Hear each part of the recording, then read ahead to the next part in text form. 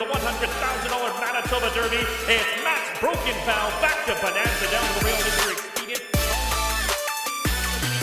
Speed stretch approaching the wire, and it's going to be Smuggler's Hold to take the 2009 Manitoba Lottery Derby. To the outside, Stachys continues to go on with it, and Stachys is going to pull the upset. He's drawing away to win the Manitoba Lottery Derby. Across the track, deep stretch, hammers full it, big blue caboose, hammers full it, the Canterbury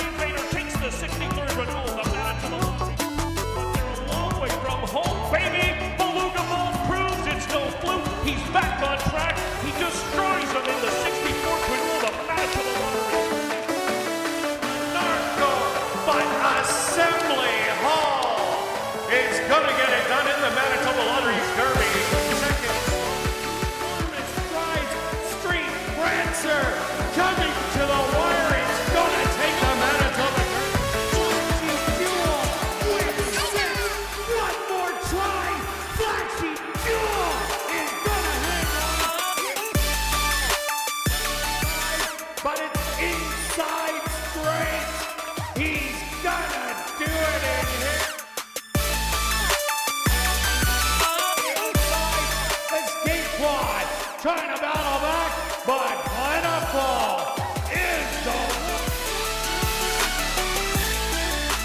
16th pole. Sky Promise is gonna take in the Derby. Oil money, he can't go around it.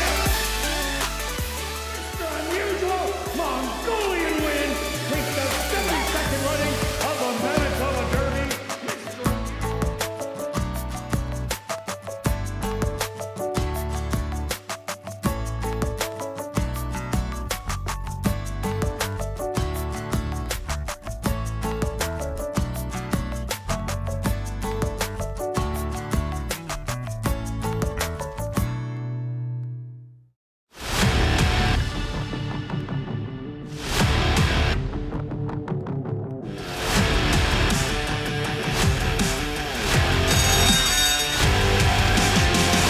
West Princess very far outside. Yeah, baby, she is gonna do it.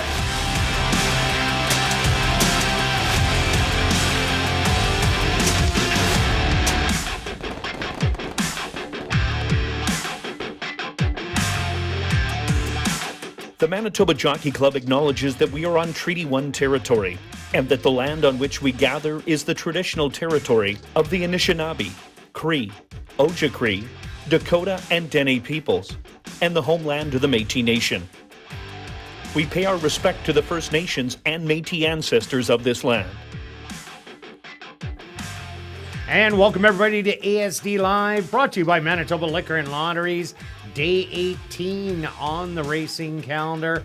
Quick look back at yesterday's racing action. Who was hot? Well, jockey Jorge Carreño was notching another 2 winners, vaulting him up a little bit more in the jockey standing. He's on top with 21. Chavi and Chow 14, 13 Ronaldo Cumberbatch, Praven Badri 11, and 10 for Neville Stevenson. And Antonio Whitehall did have a good day. He had 2 winners, both of them aboard Jerry Gorno's horses, and Jerry starting to get some separation on the rest of the trainers. He's now up by 4 at 13 with Shelley and Jared Brown at 9. Michael Nalt at 8, who did have a winner, and Tom Gardapi Jr. at 7. And Jerry Gorno and Antonio Whitehall, they teamed up in the Derby trial as Pray for Peace was ultra impressive, winning that Derby trial. Stretch, let's go back to yesterday. What did you see? Well, and then say, what didn't we see in race number 7? Yeah, okay. So, yeah, it was a very good race, the Derby trial. Sure, it wasn't a dramatic finish like head bobbing at the wire, but we got to see a couple of 3 good invaders come in and battle it out. Yeah, like you said, Pray for Peace is obviously headed to the Derby in a few weeks. But then there's a few other stories that we're going to see. A couple of the others didn't have great trips, and they may end up going to the Derby, and we'll be talking about that. Can they upset? Well, Clancy's Pistol being one of them, who had a terrible outing out of the gate, a little Malachi crunch. Yeah. From back in the happy days. Good comparison. Yeah, exactly. And then, yes, unfortunately, we were kind of looking forward to the 7th race, but that lightning storm, I drove through it, and it was not good. I think it would have been another 45 minutes before we actually raced. So absolutely the right call. It's easier to, just say, oh, well, and some maybe complain in case of a potential disaster out there. I think we probably will get to see these horses, the 7th race, a rematch of a couple horses on maybe Monday or Tuesday next week. So we don't really miss out. And then, well, we've got big fields, really big fields tonight. Is just doing the numbers. There are a couple scratches, but we still have 37 horses in the pick 4 sequence. Huge card. I think there is a chance that jackpot goes. We better get started with all these horses, Kirt. No doubt about it, Stretch. All right, we're going to kick it off with the $2,500 claimer for fillies and mares 3 and up that are non-winners of the year. Going the 7 furlong distance. Stretch, how did you start it off? Okay, well, I've decided I don't want to take any low prices in this race. We have slightly different picks, but actually, Kirt's top pick, I certainly considered and would be using in sequence bets. So I'm going to go looking for some prices, a different angle in here, and I'm going to go with the 4 horse. Yes, the horse has been off over a year and a half, but I like the solid works. Ton Garnapi has the works.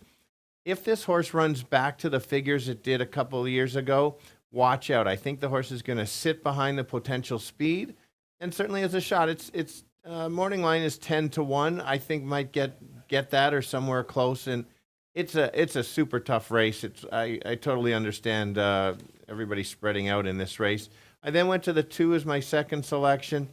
Couldn't put him on top simply because the horse has only won 2 races lifetime, and some of these are open. The last race was a very good closing kick at the end.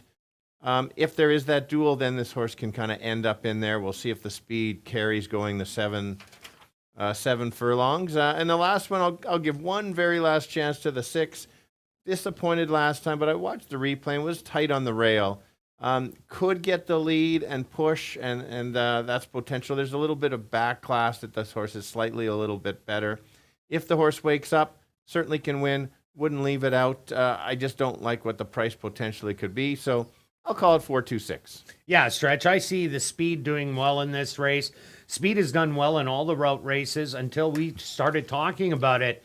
And they started battling on the front end, and then the stalkers still got it done after that.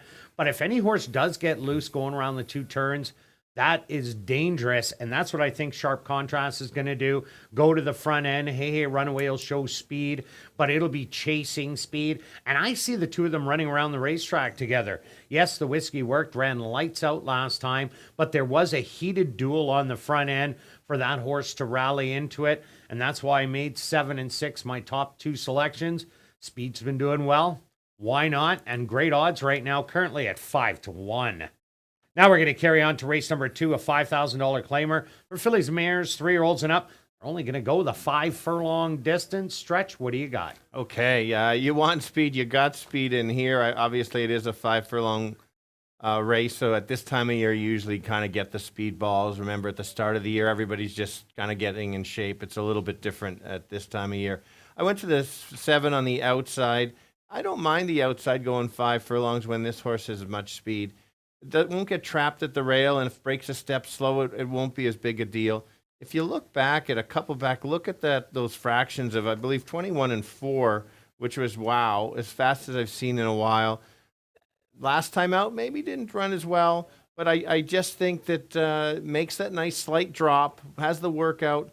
A top performance make this horse really tough to beat. And then I went to a horse that's going to get a bit of a trip on the rail, hopefully doesn't get trapped. And that's the one, Fat and Bitter. 7 of 11 in the money. No wins at the distance, so hence got him in second. And I'll go the 6 is my third selection. Again, a bit of a price there. Like the first race, nice even race. Is 10 of 16 in the money. Again, can stalk. And like I said, 10-1, certainly worth considering if it gets the right trip. I think that's what especially this race. Who's getting the trip if somebody clears, but watch out for the fractions in here. I think we could see a 22, maybe 22-1. 7-1-6. Yeah, definitely a lot of other speed besides the 7 liaison tune, but I think this is the predominant speed of the race. Drops in from 75 to the $5,000 level, and I think she just gets brave if she does clear, and I think she also is going to clear, so I took her on top. I like number 4, NJ's Brass. This is a closer in here. Yeah, it's only going 5 furlongs, but didn't get beat by much last time out. Only 4 3/4 lengths. And I see Bayall showing speed. Know What I Mean? Cabo Dorado.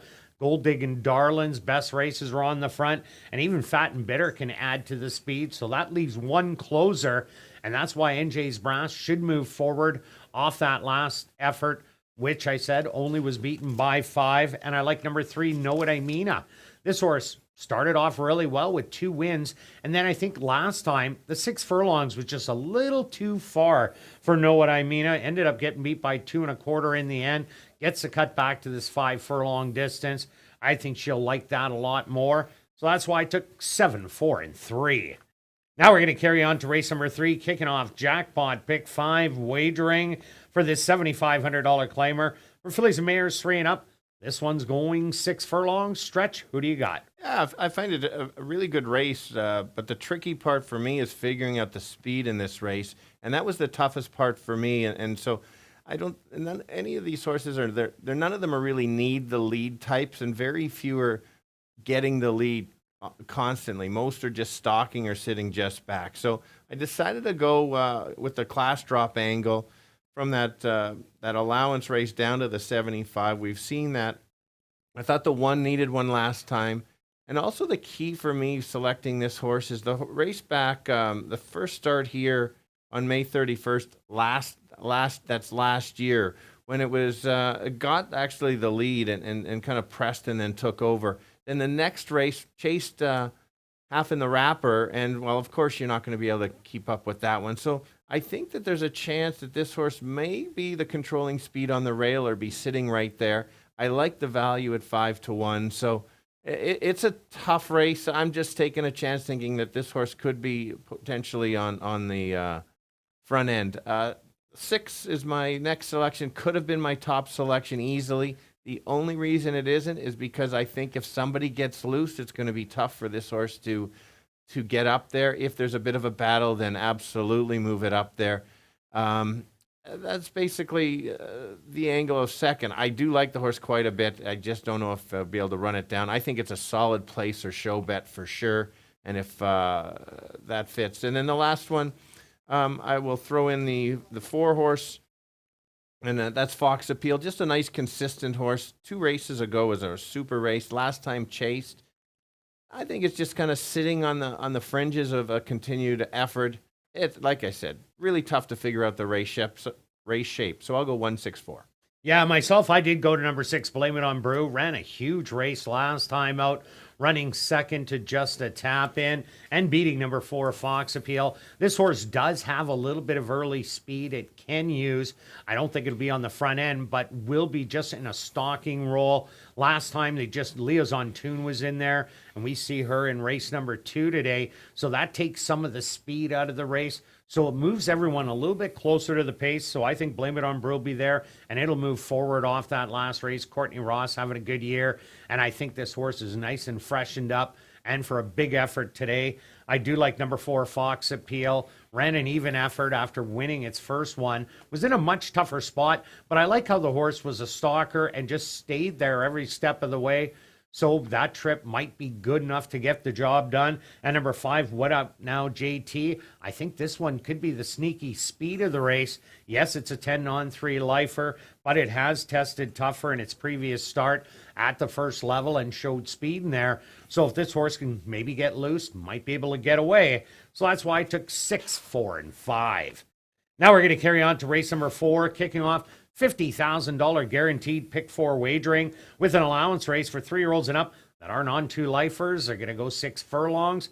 Wow, what a race, Stretch. Absolutely. Another good race. We can go in many different directions in this.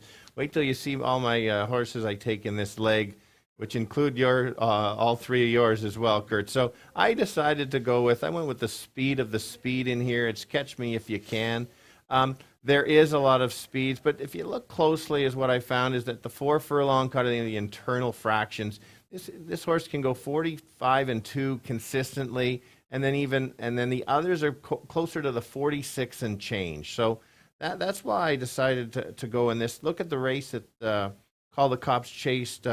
What's your Hail Rich? Paul Rich Legacy. Paul Rich, thank you very much. And we know how good that horse has become, and so.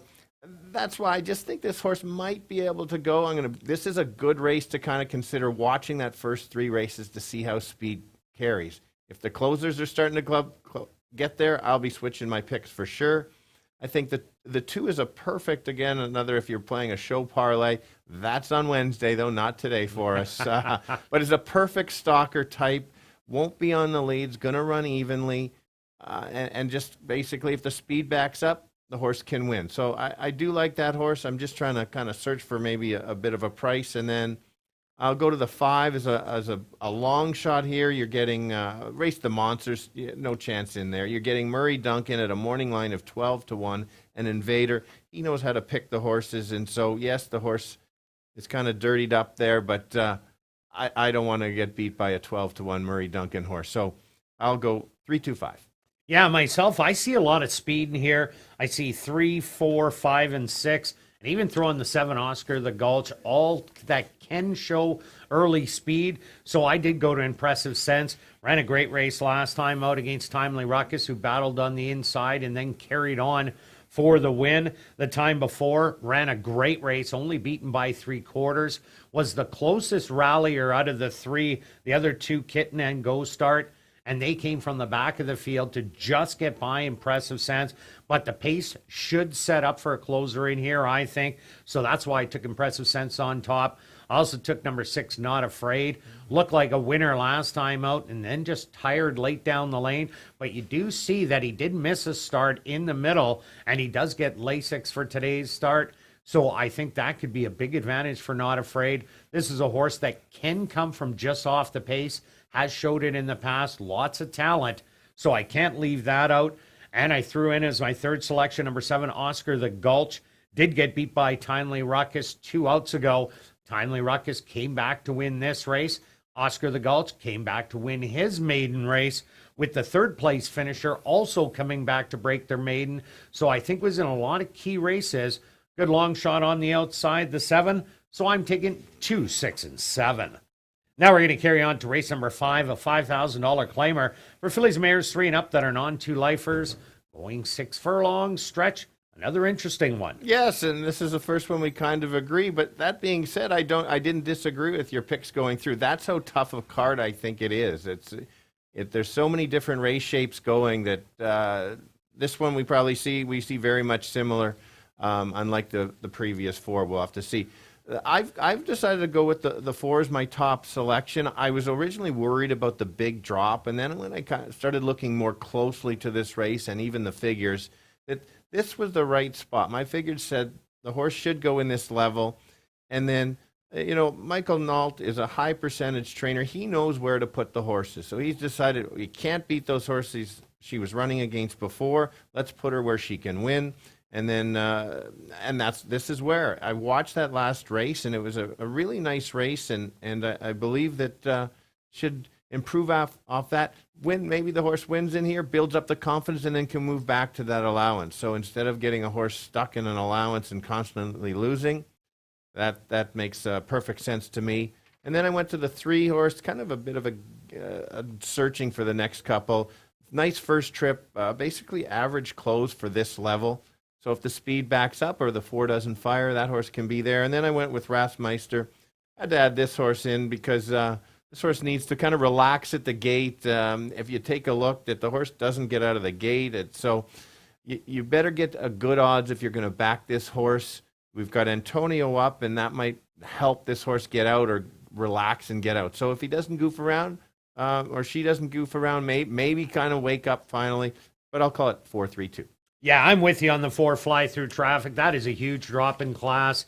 Thrill of the Night. That's a horse that won its maiden, came back to win 2 in a row. Prairie Magic sitting on a win, as is Artisan Dancer. So that was not an easy race. Compared to that one, this is real easy. This is the one that might be a key on a lot of tickets.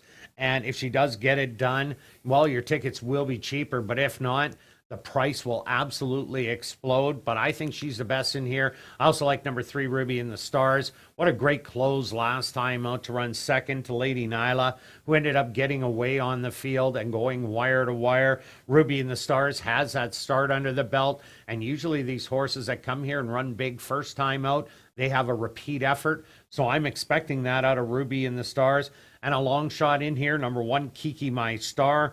Broke the maiden for 75, going 5 furlongs at Turf Paradise, and then has regressed since then. Showed a little speed last time out, but this race is lacking speed. Critical Condition does have it on the outside, but there really isn't a lot of other speed. So Kiki My Star with that rail draw, I think it might be able to get away, run for a while, and maybe just hang it on him. So I took 4, 3, and 1. Now we're going to carry on to race number 6, a $5,000 claimer for fillies, mares 3 and up that are maidens. Are going 5.5 furlongs. Scratch number 1, Suede. Well, Stretch, what do you got? I've got a big field in here with some lightly raced and raced horses, and then some that have raced quite a few and haven't showed a lot of time, and maybe they've kind of hit their limits in there. And so I'll take the post. Well, it's going to be post 10, but horse number 11 now, still horse number 11, and makes the drop where she probably does belong. She's basically lightly raced. She raced maiden special weight last time out. The top two horses in there have both come back to win, as like you said in the last race. Thrill of the Night won the allowance field, so right away that's tough. I even expect a third place horse to eventually break the maiden. If it's not the next time, it'll be extremely soon. So if it runs back to those Woodbine races, I think the horse is going to be, the filly's going to be really tough, just based on class alone and every reason to improve. Surprised the horse didn't get a buyer on that. I didn't think that it was that slow. Then the next one is the 9. Big wake-up call last time. Neither Kirt or I saw this coming. It didn't show anything in the first race. We even watched that replay again and thinking that maybe we missed something. No. Always have to. Yeah, for sure. And sure enough, the horse just decided to figure out how to get in a race, and sure enough, it's as good as it gets. It gave Sins and Wins everything she could handle. And then I'm going to go back to some bomber in here that I think last time for me in this one had an excuse 2 back. Last time out was kind of flat. This time they're going with Carino. We're adding blinkers. It's like this is last chance for this horse, I think, even with the trainer. And you're going to get at least 20 to 1. Why not swing for the fences and take a shot in there? So I'll call it 11-9-7. Yeah, I'm with you on the 11 Silver Heights. They take the blinkers off today. They came in with the work after that race, dropping in. I think the horse will show a little bit of speed in here, but I think the drop is the key. It's the easiest field that it has seen, even after coming from Woodbine. So that is my top selection, too.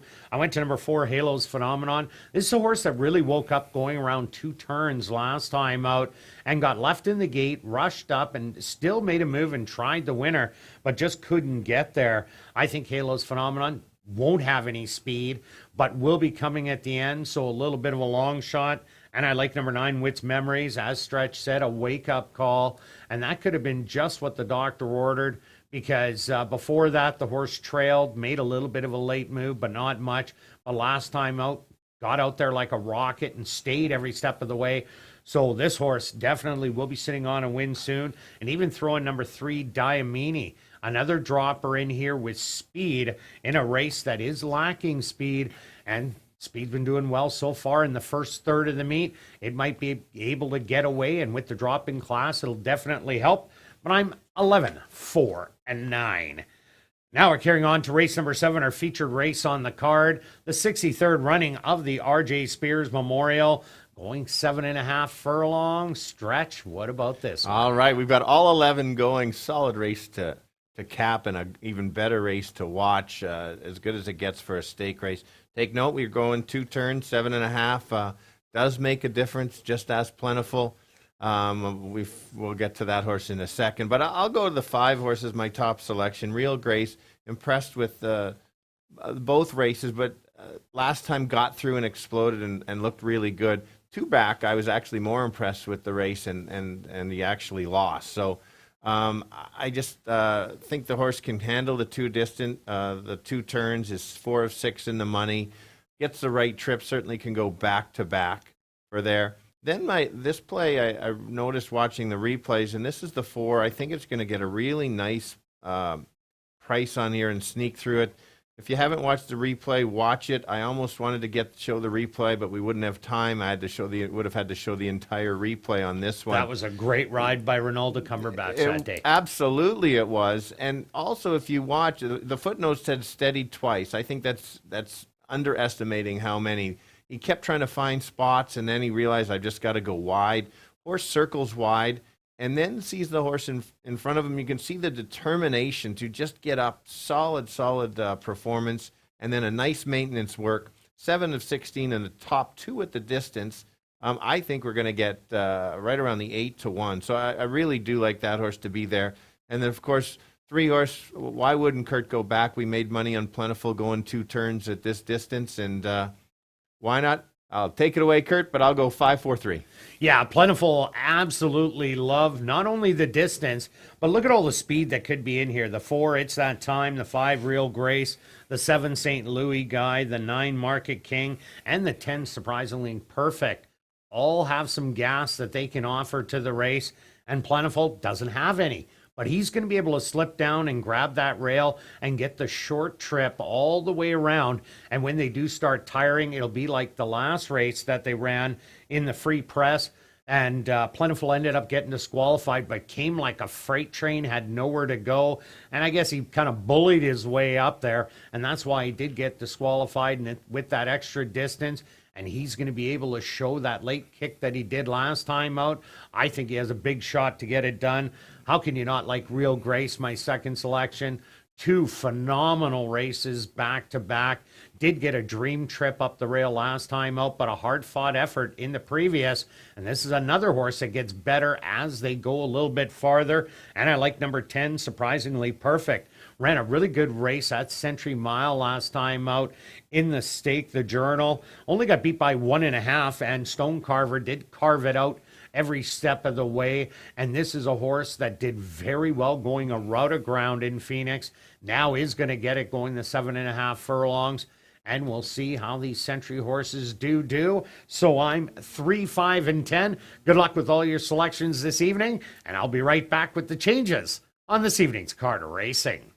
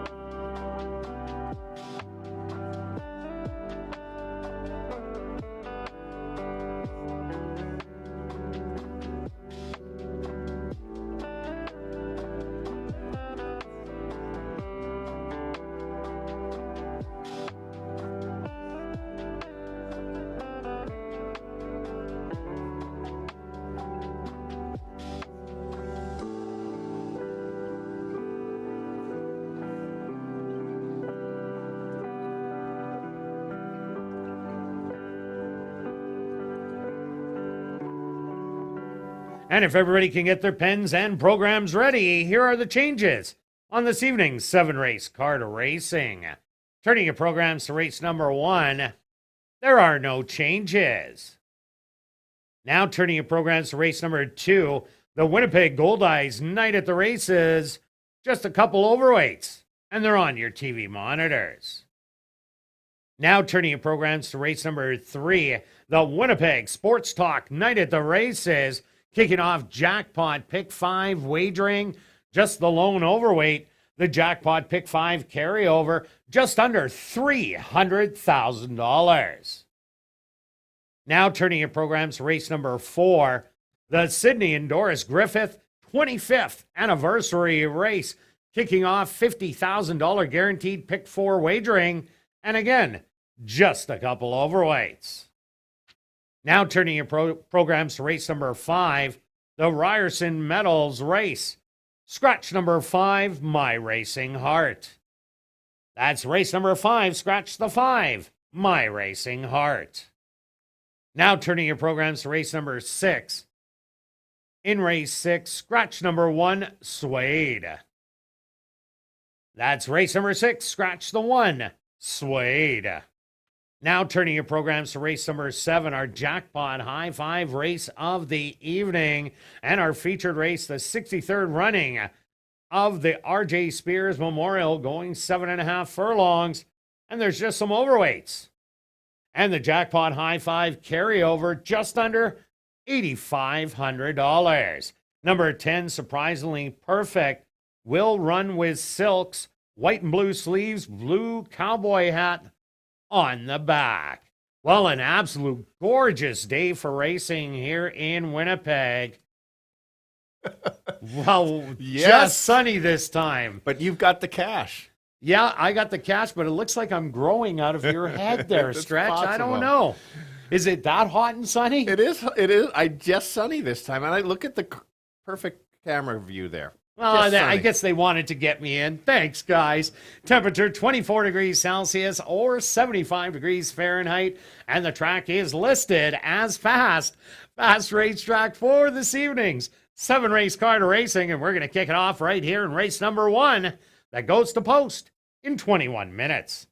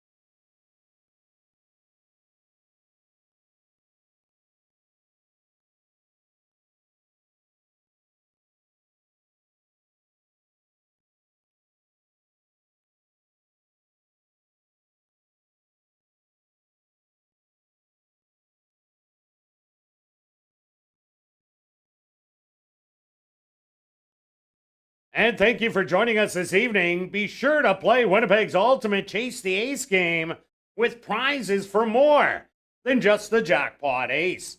Tickets for Chase the Ace are $5 and available in the lobby until 9 p.m.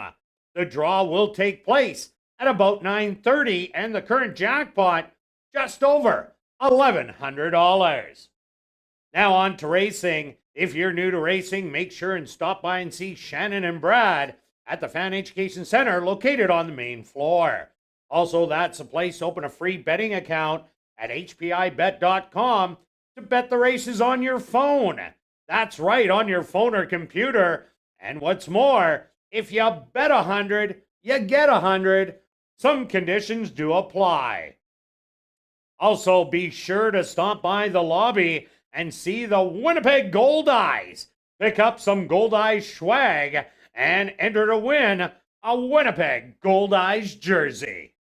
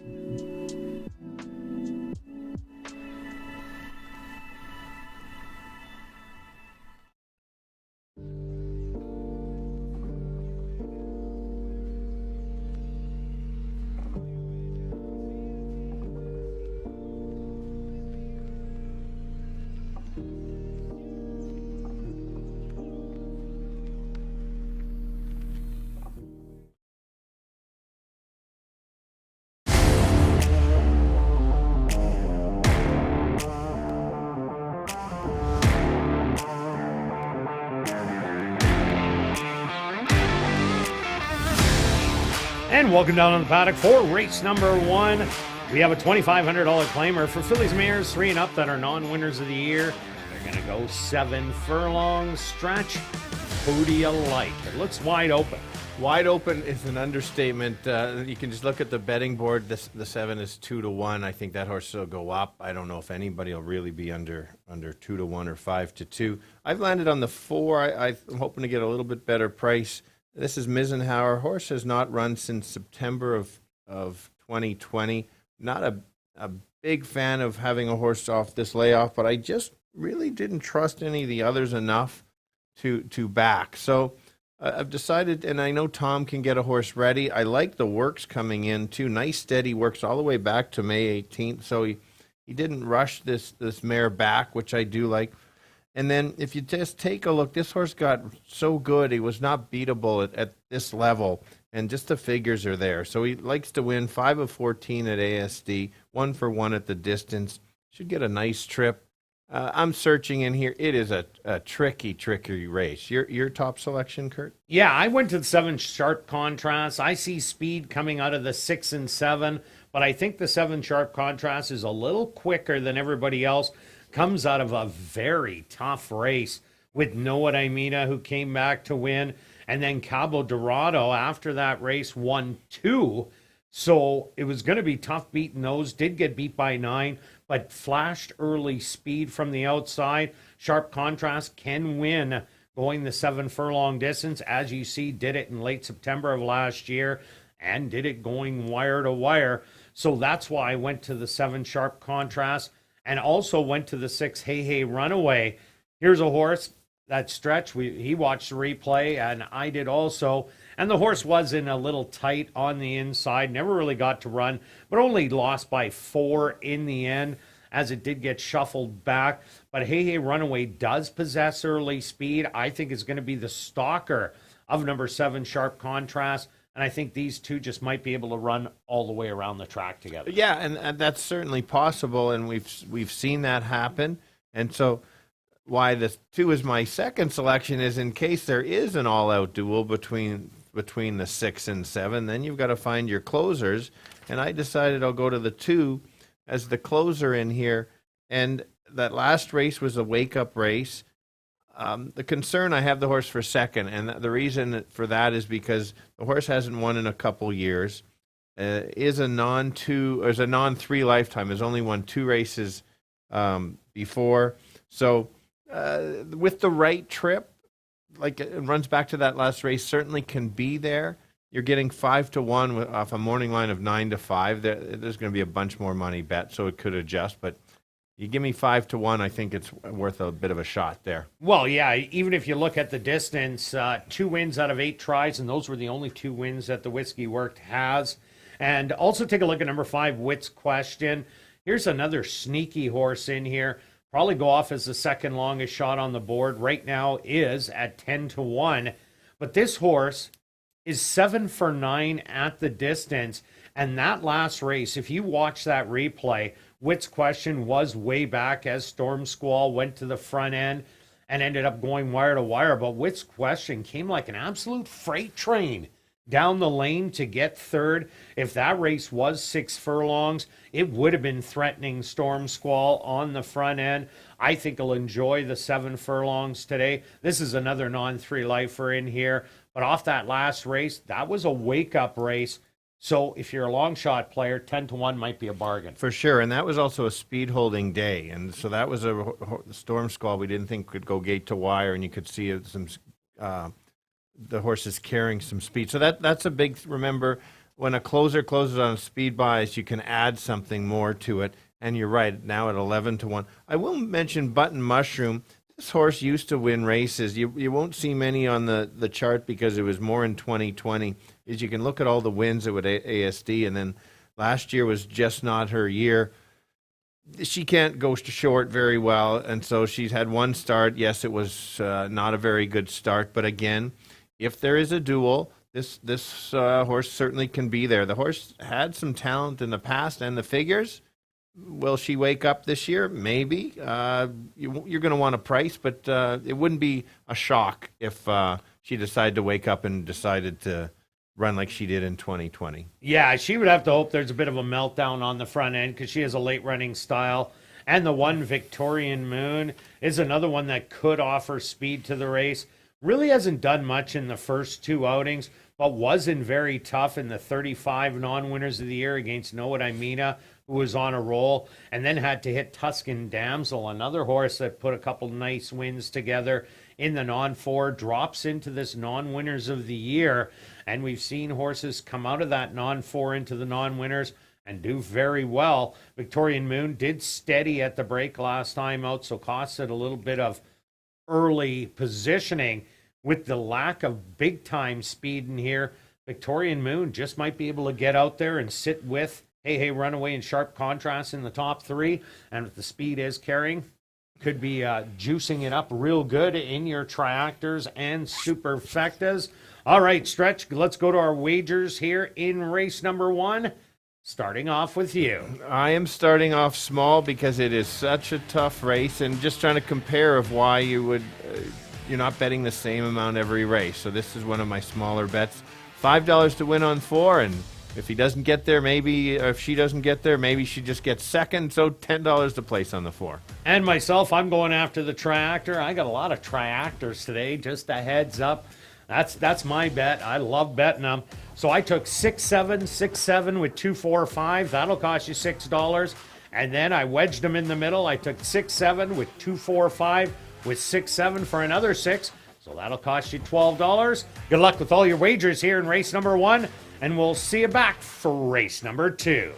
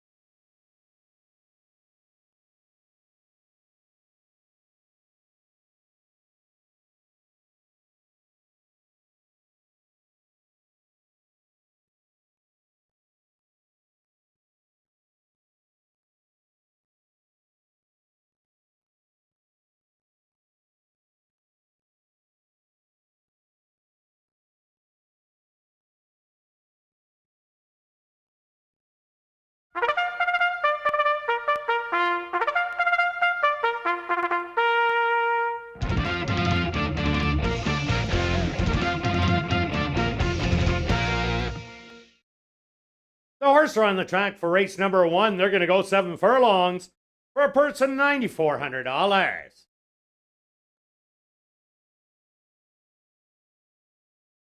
Number 1 is Victorian Moon, owned and trained by Norbert Cashane. Sheldon Chicken is aboard.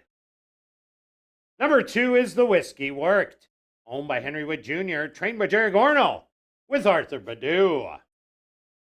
Number 3 is Button Mushroom, owned by 666 Ranch, trained by Tom Gardaby Jr., with Antonio Whitehall. Number 4 is Mizenhauer, owned by Black Diamond Stable, trained by Tom Gardaby Jr., with Stanley Chady Jr. Number 5 is Wits Question, owned and trained by Stephen Gaskin, with Neville Stevenson. Number 6 is Hey Runaway, owned by TMS Stable and 2 Points Ranch, trained by Jared Brown, with Jorge Carreño. Rounding out the field is number 7, Sharp Contrast, owned by Just for Kicks Stable, trained by Sean Morin, with Chavi and Chow. Post time for race number 1 in 3 minutes.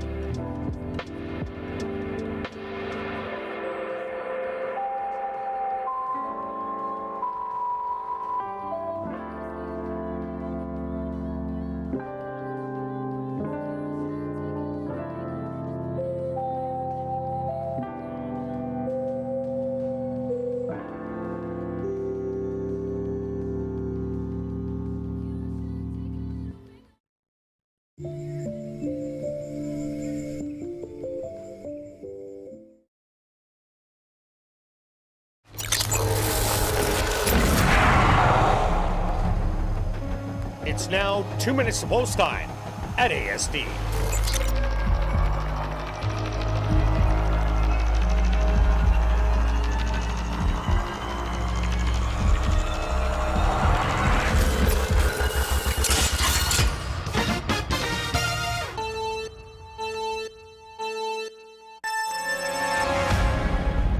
Here we go. The girls are going 7 furlongs. This is 2 turns at ASD. If you're at the track, you might want to head out to front of the grandstand. I'm going to land on the 4 horse at 5-2. Morning line's 10-1. The value certainly isn't there. The horse has been off for a while. I think the horse could get the trip. The workouts say go. Tread lightly at that low of a price because I think the horse should be higher. The horse that might be, or mare that might be closing late, that will be the 2. So if there's a battle up front, watch out for the 4-2 and in the 6. Kirt?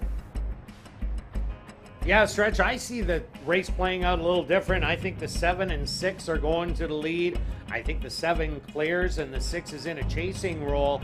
Speed has done well when it does clear. Going 7 furlongs and a mile and 7.5 actually. So Sharp Contrast comes out of a real tough race where Noah Dimena has come back to win and Cabo Dorado has come back to win too. So I'm looking at these two and a good long shot. The 5 Wits Question, a big wake-up race and loves the distance. Good luck here in race 1.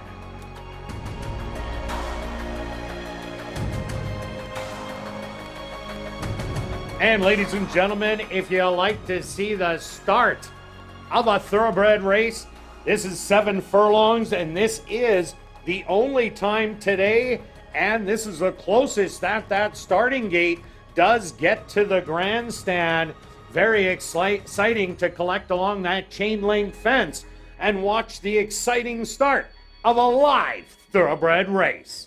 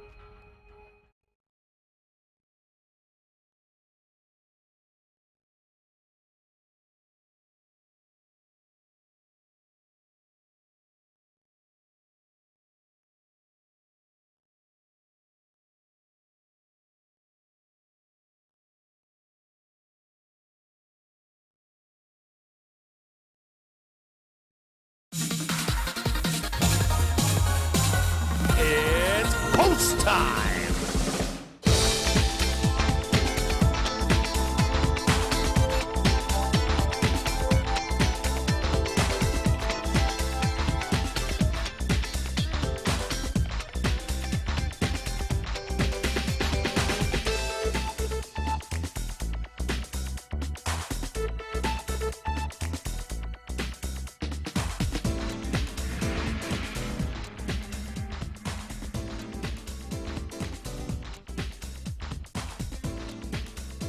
Victorian Moon, she's the first to go into the starting gate. Next up, the Whiskey Worked.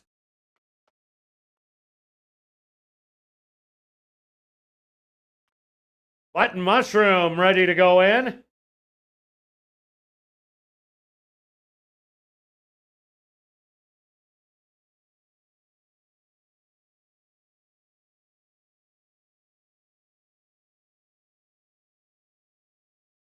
Misenhauer's turn.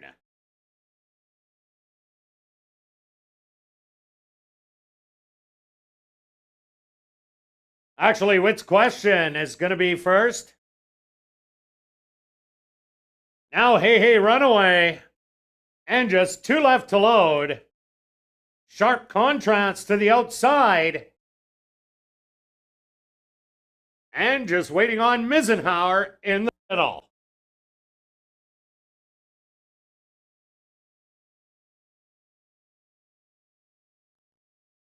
They're all set. They're at the post.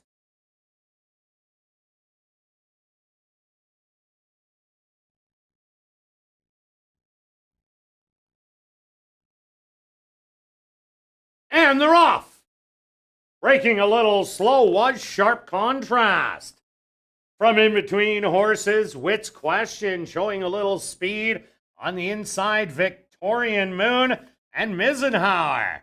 They go and engage on the front end. Sharp Contrast now moves up in a 3-wide bid in third. Settled in on the rail. Button Mushroom in between horses. Witt's Question. Hey Runaway and your early trailer. The Whiskey Worked. The opening quarter, 24-2, and a 3-way battle on the front. On the inside, Victorian Moon. In between horses, Misenhauer. Sharp Contrast on the outside. Hey Runaway trying to reel him in from fourth. Button Mushroom getting closer. The Whiskey Worked has made up ground, and the trailer is now Witt's Question. 49-3 to the half, and throw a blanket over 6 horses, taking the lead. Hey Runaway. Battling in second, Misenhauer. Starting to roll in between horses. Button Mushroom to the far outside. The Whiskey Worked. They hit the head of the lane, and it's Hey Runaway with the lead. Button Mushroom on the outside has dead aim. Hey Runaway. Button Mushroom. These two at the 16th pole. The Whiskey Worked with a late rally, but it's Button Mushroom. $42 getting it done. Very close for second between Hey Runaway and the Whiskey Worked. Misenhauer finished in fourth.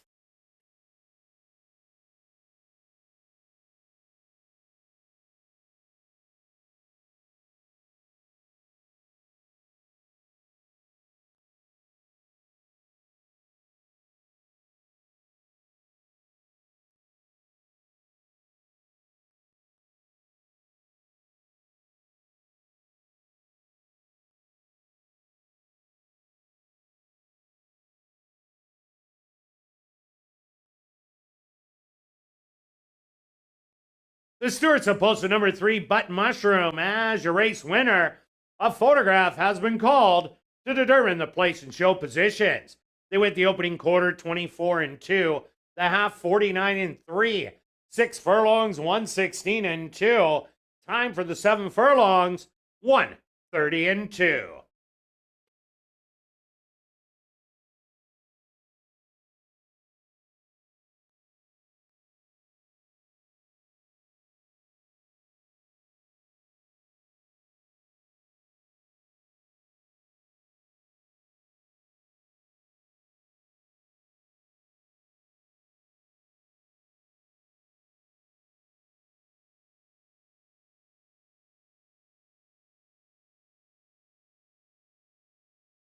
Results of the photo show number 2, the Whiskey Worked, finishing second.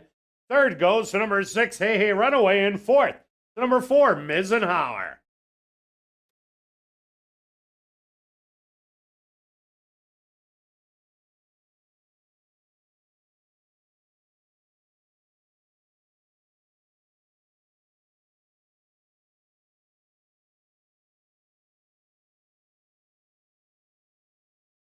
Now entering the winner's enclosure, the unofficial winner here in race number 1, that's number 3, Button Mushroom.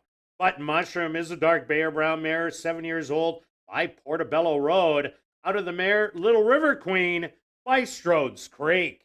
Owned by 666 Ranch, trained by Tom Gardaby Jr., and ridden unofficial victory by Antonio Whitehall.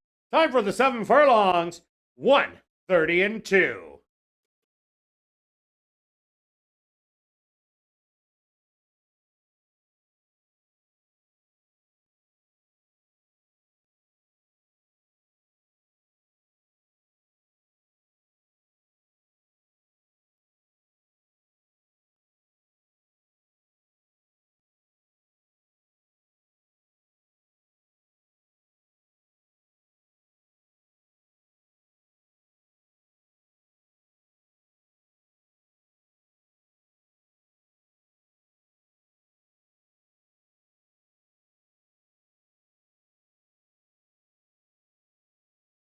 Race 1 is official in the upcoming second race. The Winnipeg Gold Eyes Night at the Races. There are no changes.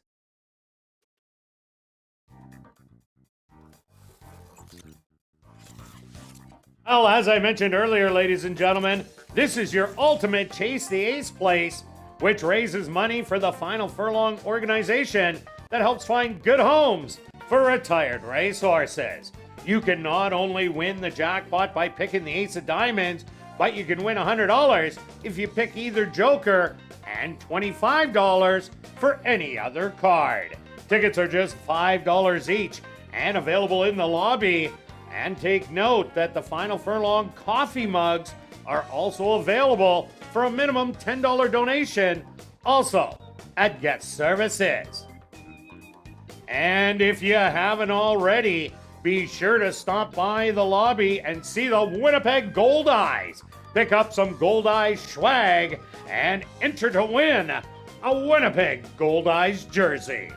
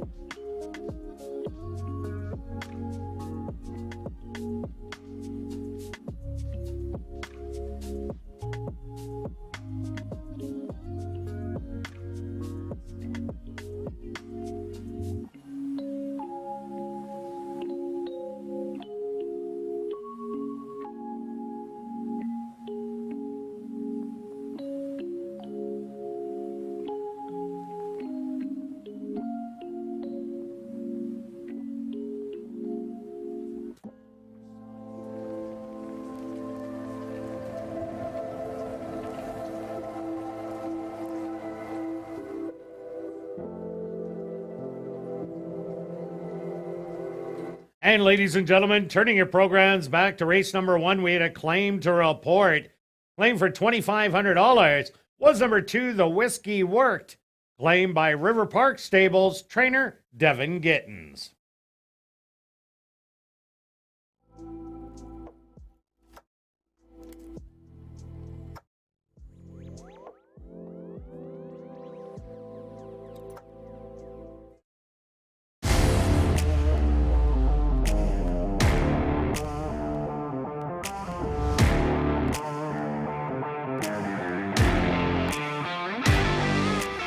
And welcome back down the paddock for race number 2. We have a $5,000 claimer for fillies and mares, 3-year-olds and up.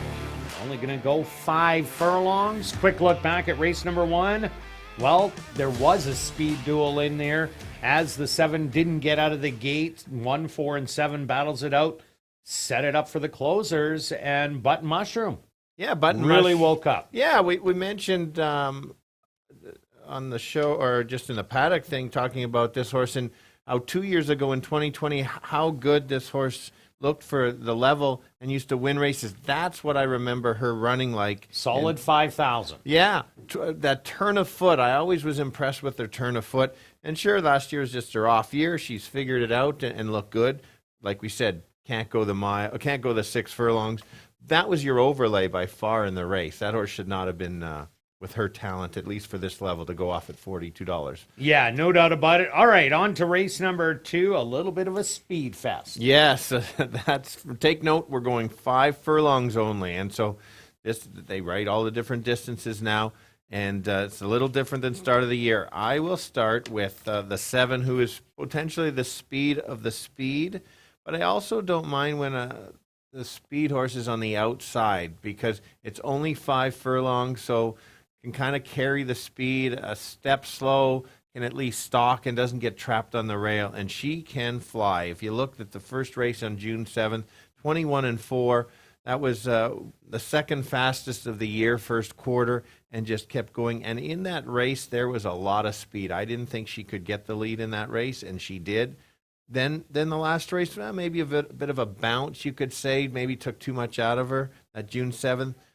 Got a nice workout, Mike Taphorn, with his angle of after a race, so a workout if the horse doesn't come right back. Gate to wire or pressing and then taking over is how I see her winning. Yeah, I'm with you there. Liaison Tune, I expect to revert back to that. Now dropping in for the $5,000 tag. Another horse I like, a little bit of a long shot in here at 11-1. That's number 4, NJ's Brass. NJ's Brass last time out ran out of ground late. Only got beat by 4 3/4 lengths, but did have some trouble early on as it was bumped hard at the break. Ended up last in the field and just couldn't get those leaders as Bayol, Golding, Darlin. They sat back and ended up second and third, but Commando Comet did rally in there to get the win. That was NJ's Brass's first start. I expect it to go forward off that. There is speed in every horse in here but the 4. I expect it to be sitting last once again, but if they all beat each other up, 11-1 might be the big bargain on the board. Oh, for sure. And the horse is 4-7 at the distance winning, so we know the distance won't be a problem for her. Yeah, good call. My kind of price horse, or it's 9-2 anyway, is the 1 horse, if Julie can find the 1, Fat and Bitter. And sometimes I get bitter after a bad selection, so we'll see what happens here. This horse, I think, certainly can show speed. I don't know if the horse can show the speed like the others, but it did chase Liaison Tune June 7th. Chased her around the track, and that's kind of how I see this race going in here.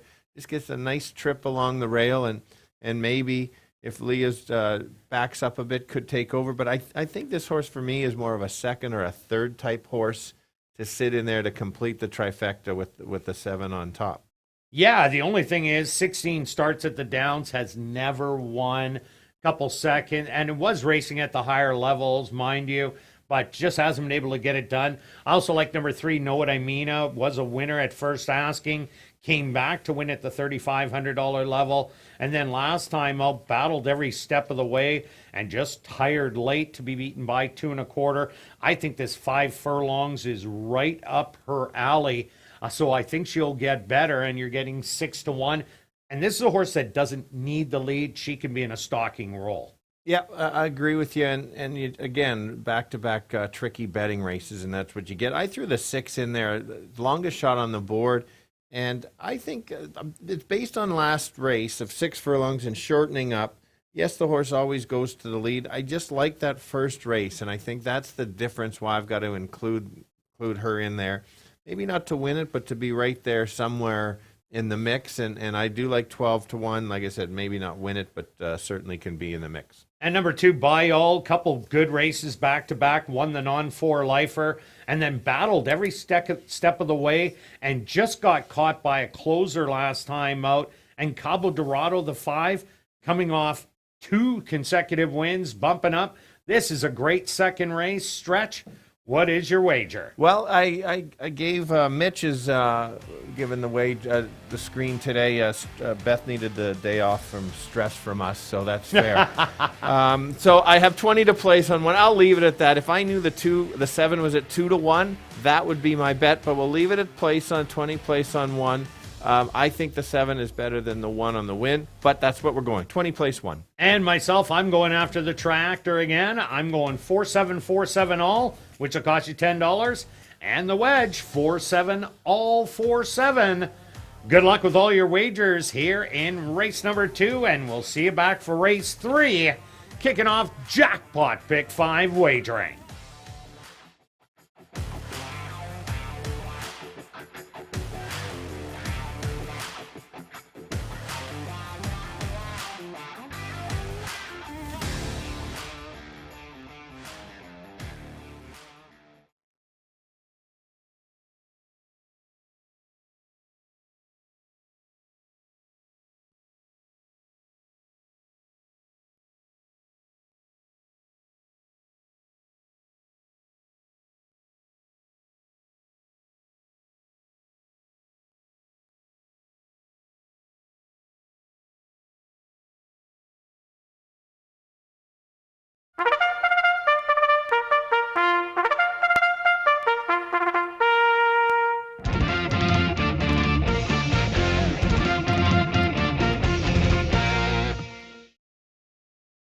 The horses are on the track for race number 2. The Winnipeg Gold Eyes Night at the Races. They're going to go 5 furlongs for $12,000. Number 1 is Fat and Bitter, owned by Wayne Dare, Bernie Green, and Rick Wise. Trained by Rick Wise with Antonio Whitehall. Number 2 is By All, owned by Shelley Brown, Oslin Bell, the estate of Harvey Warner, Jay Jackson, and Anderson Livestock Stable, trained by Shelley Brown with Ronaldo Cumberbatch. Number 3 is Know What I Mean, owned by A2 Thoroughbreds, trained by Michael Nault with Jorge Carreño. Number 4 is NJ's Brass, owned by Don Sandoval, trained by Lee Delaron with Chavi and Chow. Number 5 is Cabo Dorado, owned by Drop-In Racing and James Kepplin, trained by Steve Kepplin Jr. with Sheldon Chickeness. Number 6 is Gold Diggin' Darlin', owned by Wind Dancer Stable, trained by Wendy Anderson with Rafael Zentino Jr. Rounding out the field is number 7, Liaison Tune, owned by Cindy and Christopher Johnson and Jim Bencharski, trained by Mike Taphorn with Neville Stevenson. The Winnipeg Gold Eyes Night at the Races here in race number 2. They go to post in 3 minutes.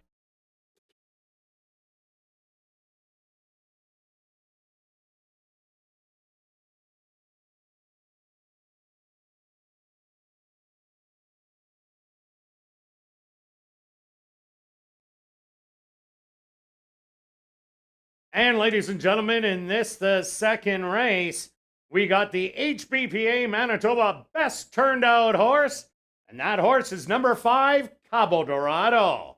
That's the 5, Cabo Dorado, the HBPA Manitoba Best Turned Out Horse here in race number 2.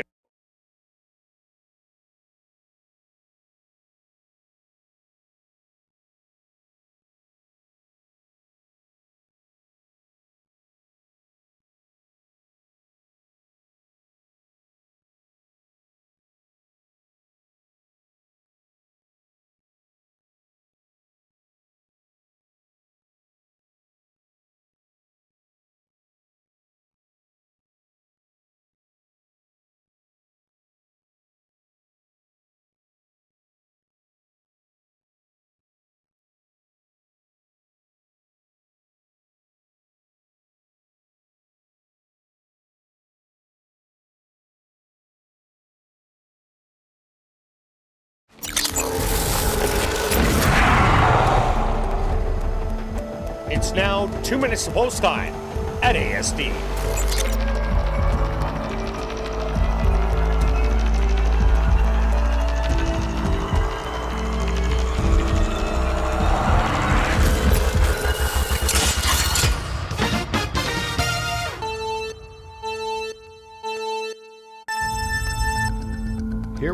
Here we go. Only a 5 furlong sprint for the girls. It's going to be quick, and you're going to get to see speed. Some of the faster claimers on the grounds here. Watch out for the 7 on the outside. That's my top selection, getting a very nice price at 5-2. I think she is the fastest of the group, and keep going. She's got one of the fastest opening fractions in there of the year.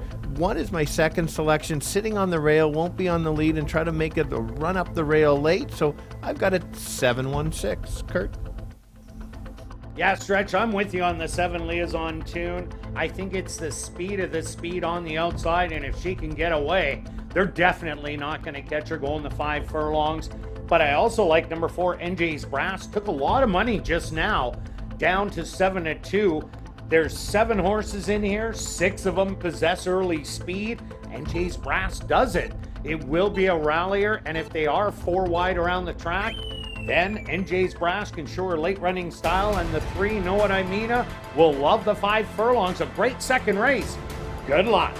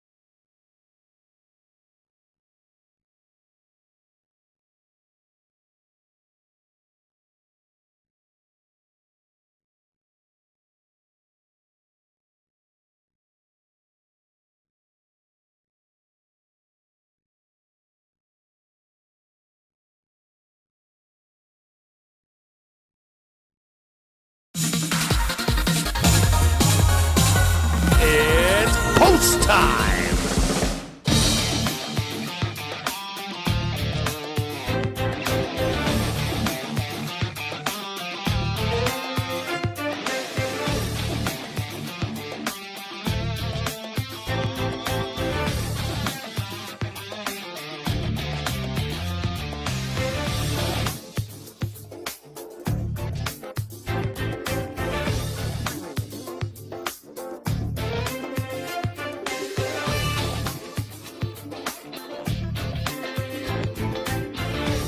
Bitter, the first filly and mare into the starting gate.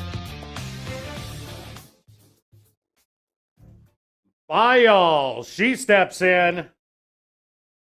Next up, Know What I Mean-a.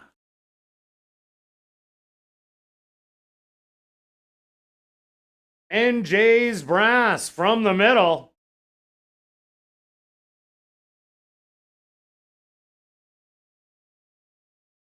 Cabo Dorado's turn.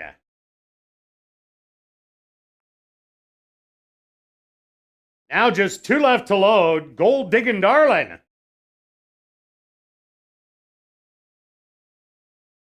And waiting on the favorite on the outside, that's Liaison Tune.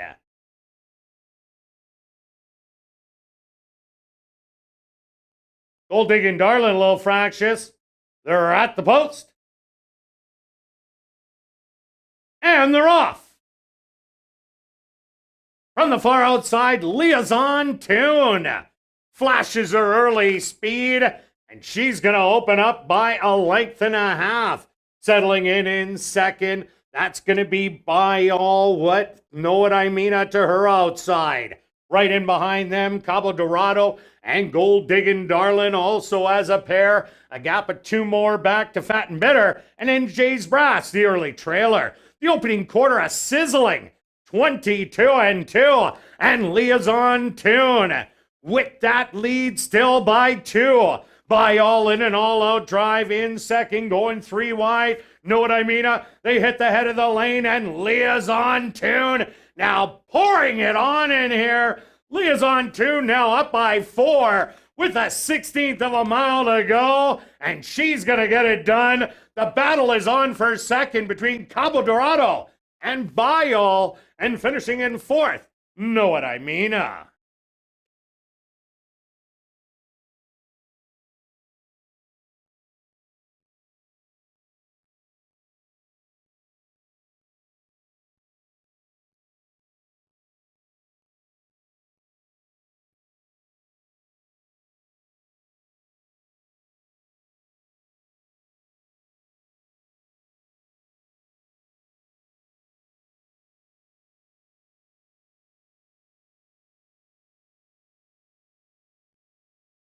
The stewards have posted number 7, Liaison Tune, as your race winner. A photograph has been called to determine the place and show positions. They went the opening quarter 22-2, the half 45-3. Time for the 5 furlongs, 59.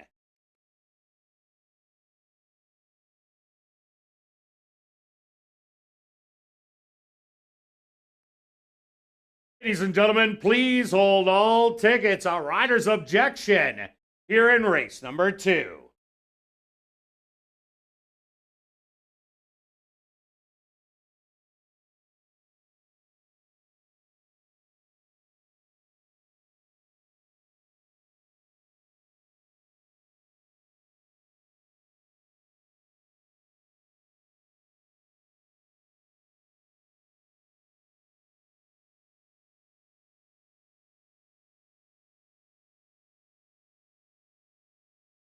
Results of the photo show number 2, By All, finishing second.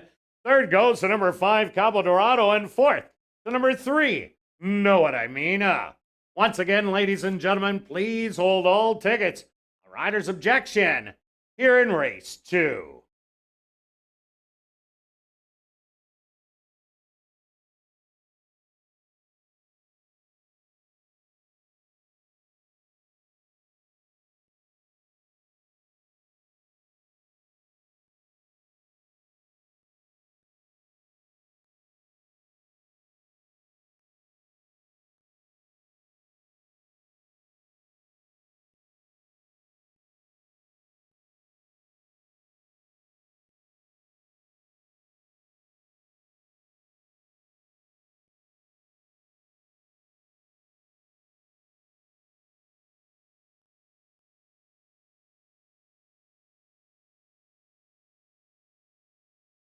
And ladies and gentlemen, in fact, we have 2 riders' objections. Jorge Carreño on number 3, Know What I Mean, has claimed interference against your unofficial winner, number 7, Liaison Tune. Also, number 5, Cabo Dorado, and rider Sheldon in Chickeness has claimed interference against number 7, Liaison Tune. 2 riders' objections, 3 on 7 and 5 on 7. Now in the winner's enclosure, the unofficial winner of the Winnipeg Gold Eyes Night at the Races, that's number 7, Liaison Tune. Liaison Tune is a dark bear brown mare, 5 years old by Liaison, out of the Mare Angel of Music by Forestry, owned by Cindy and Christopher Johnson and Jim Bencharski, trained by Mike Taphorn, and ridden to unofficial victory by Neville Stevenson. Time for the 5 furlongs, 59 seconds. And once again, 2 riders' objections, 3 on 7 and 5 on 7. Please hold all tickets.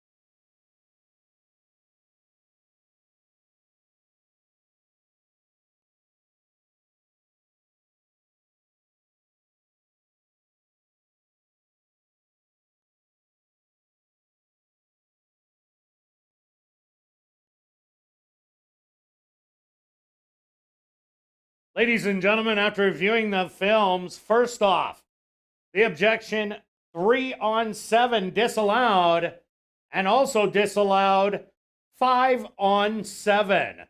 Both riders' objections 3 on 7 and 5 on 7 were disallowed.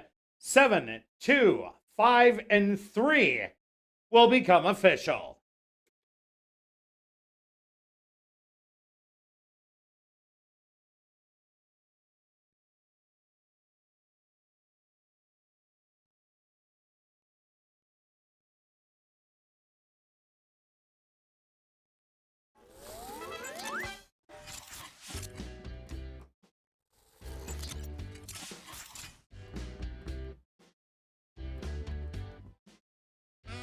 Race 2 is official in the upcoming third race. Kicking off jackpot pick 5 wagering, the Winnipeg Sports Talk. Night at the races. There are no changes. But since the pick 5, the carryover is just under $300,000. We will give you the 2 scratches that are in this evening's pick 5. Turn your programs to race number 5. Scratch number 5, My Racing Heart. That's race number 5. Scratch the 5, My Racing Heart. Turning your programs to race number 6. Scratch number 1, Suede. That's race number 6. Scratch the 1, Suede. The Winnipeg Sports Talk Night at the Races. Here in race number 3, kicking off jackpot pick 5 wagering. They go to post in 16 minutes.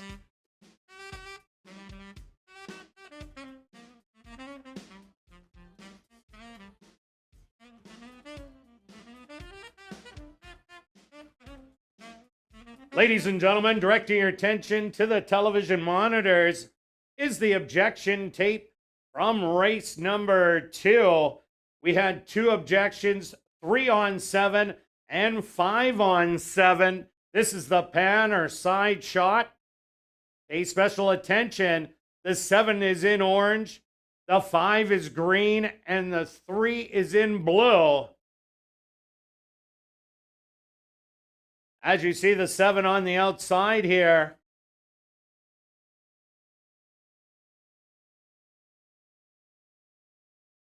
And that is where the supposed infraction did happen. Can you show one more time? Once again, this pan shot. Special attention to the 7 on the outside. And the 5 in green and the 3 in blue. And after reviewing the films, the stewards said it did not affect the outcome of the race.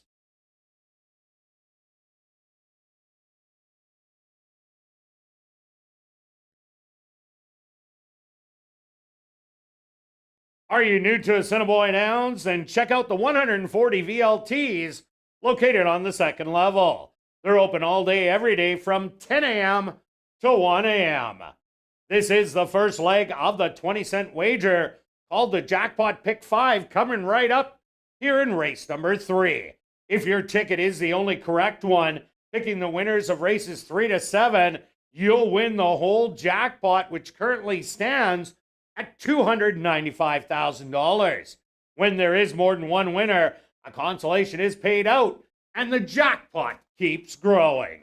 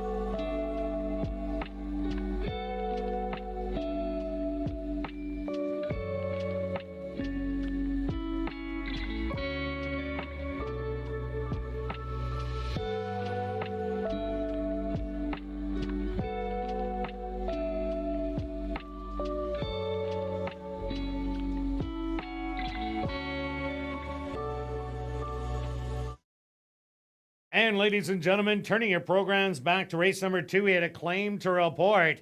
Claim for $5,000 was your race winner. Number 7, Liaison Tune, claimed by Stella Racing, trainer Stephen Gaskin.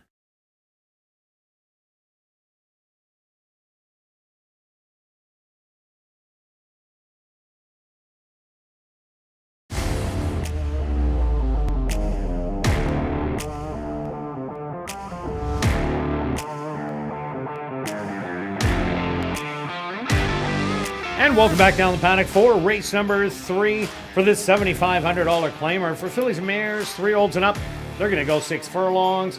Quick look back at race number 2. Liaison Tune hit the front end, survived a couple of riders' objections, but got it done rather easily. Yep, we thought she was the speed of the speed. It was on the outside, so that was good. And then a nice ride on the 2 to get up for a nice second. It's kind of a non-threatening second, but yeah, exciting races already today. And Cabo Dorado ran lights out too, and she's definitely come into herself since arriving at the Downs. Okay, on to race number 3. 300,000 in the pick 5, already 40,000 in there, so it's up to 335,000. Who do you like? Yeah, really quick note. You'll notice the carryover did not go up from yesterday because the last race was an all leg, and so the rule is the money that was bet yesterday gets paid out, and then if you had going into the last leg, you got the full payout of the money bet that day. My top selection here is I've landed on the 1. I found this race extremely tricky. It's a broken record on these first 3 races, but this we knew there was lots of speed in the last race. There's kind of higher level that's speed, but not quarter horse speed out of the gate. Some of these horses can be close to the lead, but they're not need the lead type. Most of them are kind of stalkers. So you're trying to figure out the speed. I've landed on the 1, real good deal. A couple reasons looking back at last year. Don't look at the last 2 races. The last race at 5 furlongs a year ago was right close to the pace, was going 5 furlongs. Stock took over 2 races, and then the race before tried to chase and Stock half in the wrapper, who has tons of speed. I think this horse is going to be well placed. May not be on the lead, but I just think it's kind of the sneaky drop from the allowance into the 7,500. We've seen some success from there. It's like I said, it's tough. 8-1 is more than a fair value for me on that horse. Yeah, myself, I think the speed's going to be number 5. What Up Now, JT. Showed speed last time out over the muddy track and then faltered, but the time before had to run against Kate's Princess, who was loose on the front end, and she ended up winning that one and going on to win after that. What Up Now, JT? Just because the horse gets a lead, I don't know if it can steal the race, because I think it's going to be a big log jam at the front of horses that used to be able to go to the lead, but nobody is clear cut. So What Up Now, JT might be right up there and run a good one. But I also like number 6, the favorite, Blame It On Brew, the second favorite actually right now. Blame It On Brew, lights out. Last time out, got beat by just a tap in and just ran such a huge race. This horse, the comeback race, I'm expecting it more forward on the pace. And if it runs identical to last time out, this is the horse to beat. Yep, I agree with you. And that could have been my top selection. It's just a matter of the speed coming back or not. Have to be close. I had the 4 in there, and that was Fox Appeal. Really good race first out, kind of toyed with the field, a little lower class, then moved up, ran a nice evenly race, whereas the 6 had to close. So if the 6 is too far back, 4 might get the jump. Workout coming in. That's why I've got 164. All right, let's go to our wagers here in race number 3. Of course, pick 5 time. Stretch, start us off. Okay, so I don't think my ticket can win the jackpot, but I'm just going to try to get it here. I've got 1, 3, 4, 6 in the first race. The 4th race is very tough. It's called the all button. That means I've got all of them. I've keyed the 4, which is a likely key, a lower favorite. Then I've taken 9, 11 in the 6th, and 3, 4, 5, 10. I don't want to miss out in the last race. 44.80, still a chance at a good payoff. Yeah, I spent a little more money. It's actually $96 this ticket. I borrowed some money out of the wife's purse. Don't tell her, even though she's working downstairs. I have 4, 5, 6 in the first, and then 1, 2, 5, 6, 7. And then 1, 2, 3, 4, 3, 4, 9, 11, and round it out with 3 and 5 in the RJ Spears. Your ticket has a shot to take the pool. That's what I'm going after, and that's why the wife helped me out. Now she knows. All right, good luck with all your wagers here in race number 3, and we'll see you back for race 4.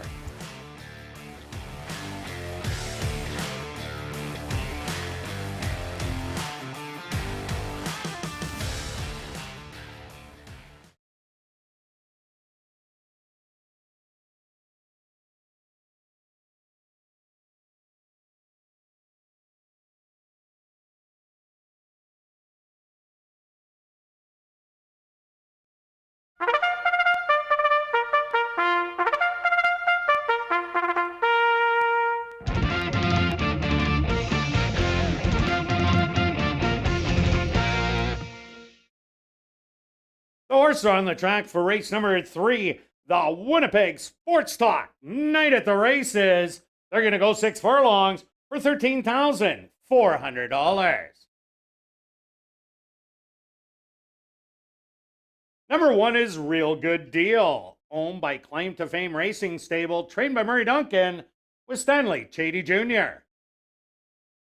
Number 2 is Hidden Dreams, owned by Back on Track Stables, trained by Jennifer Jordan with Nyrone Austin.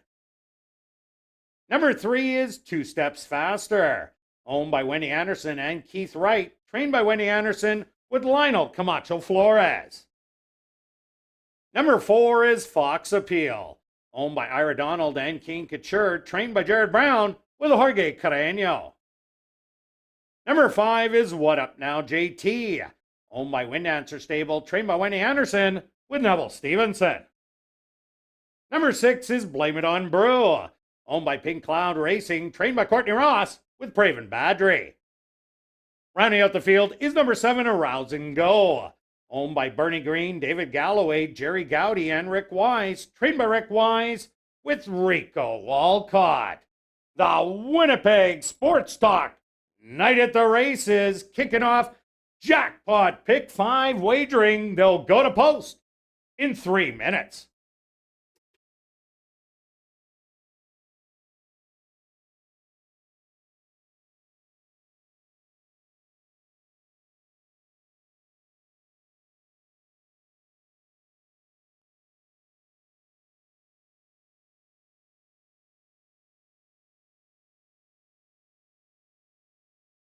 And ladies and gentlemen, in the Winnipeg Gold Eyes, draw for a jersey.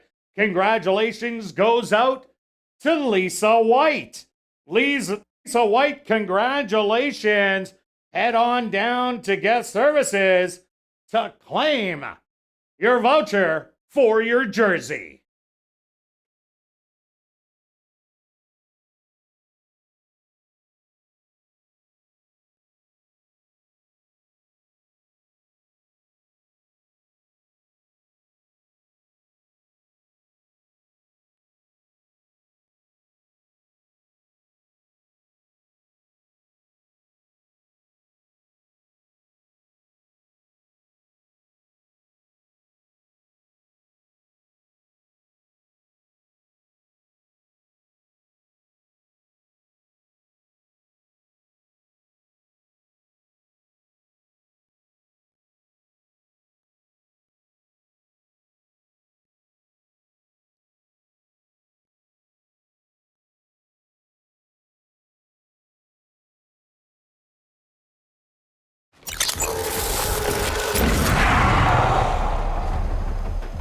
It's now 2 minutes to post time at ASD.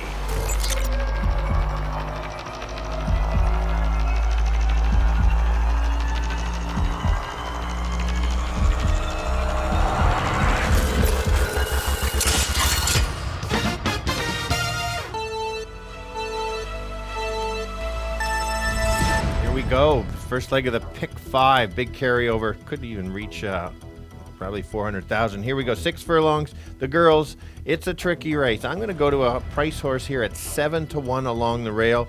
In fact, the horse is a real good deal in the sense of the price that you're going to get back. First race out of this year ran evenly. in a tough race. Last year was close to the pace. Runs back to those couple races it first got here. Watch out, could be there. Value 7-1. Others to consider would be the 6. He'll be coming from the back, so I'll give you 1-6-4.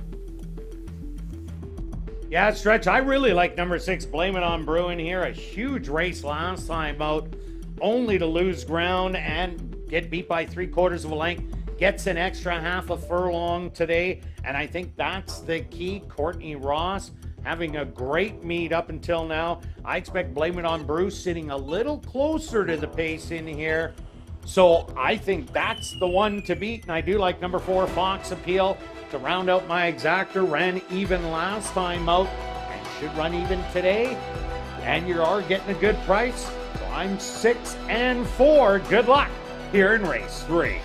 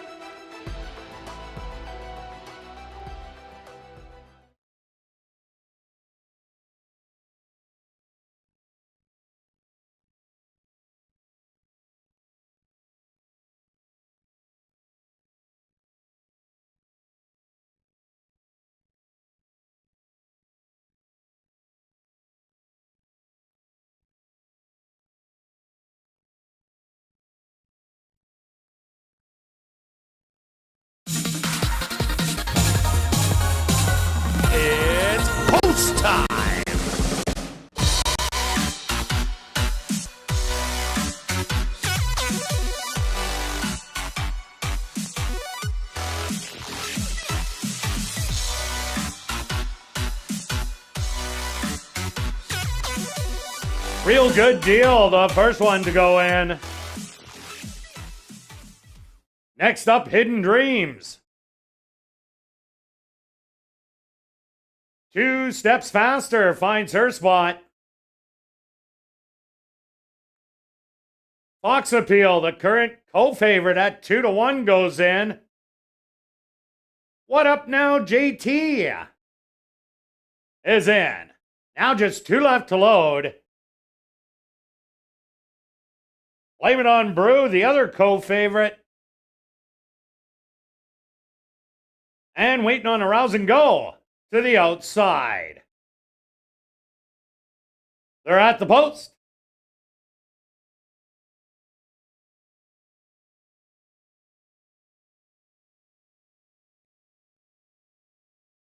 And they're off.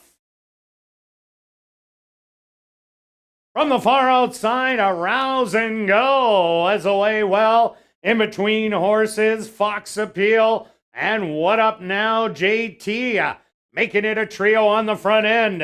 Blame It on Brew, watching the action from 4th. Another length back to 2 Steps Faster. Real Good Deal on the rail. And Hidden Dreams can see them all from 8 off the lead. 23-1 the opening quarter, and Fox Appeal with the advantage by a half a length. What Up Now, JT, in between horses, 3 wide, a rousing go, making a 4 wide bid. That's Blame It on Brew. Then it's a gap of 3 more back to 2 Steps Faster, Real Good Deal, and Hidden Dreams. The half 46-2, and Fox Appeal spins out of the turn with the lead by 2.5. Blame It on Brew on the far outside, trying to reel her in.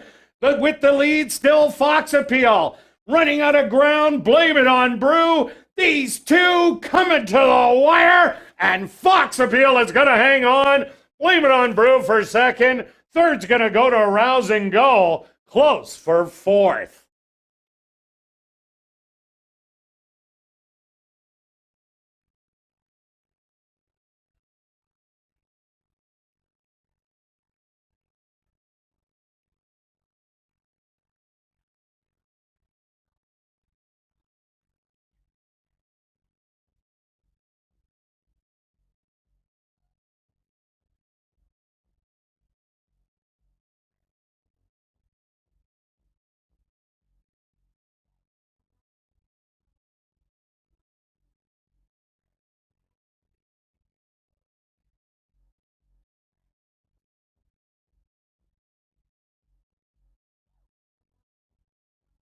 The Stewards are posted number 4, Fox Appeal, as your race winner.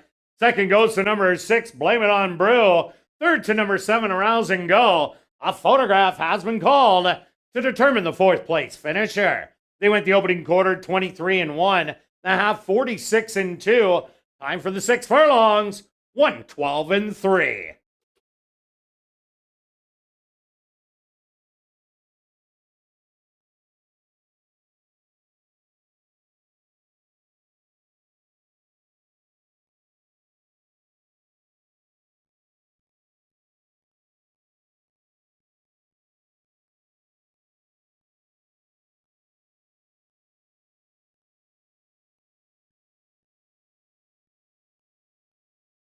There's also the photo show number 3, 2 Steps Faster, finishing 4th.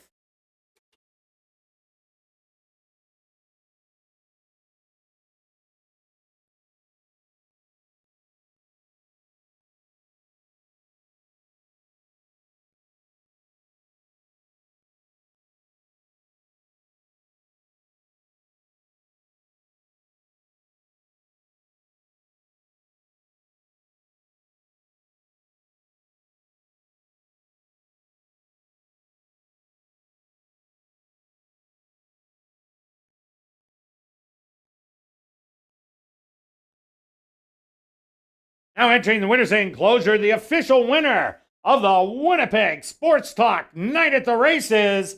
That's number 4, Fox Appeal.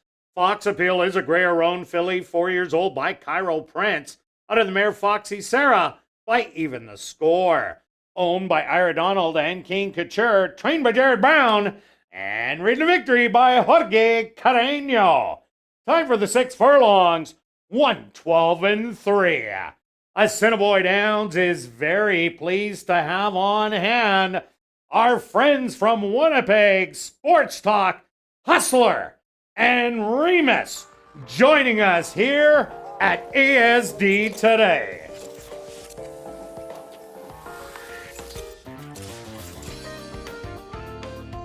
Race 3 is official in the upcoming 4th race, the Sydney and Doris Griffith 25th anniversary race, kicking off $50,000 guaranteed pick 4 wagering. There are no changes. We'll carry on with the rest of the changes in the pick 4. Turning your programs to race number 5, scratch number 5, My Racing Heart. That's race number 5, scratch the 5, My Racing Heart. Turning your programs to race number 6, scratch number 1, Suede. That's race number 6, scratch the 1, Suede. There's no changes in race number 7. The Sydney and Doris Griffith 25th anniversary race here in race number 4. They go to post in 21 minutes.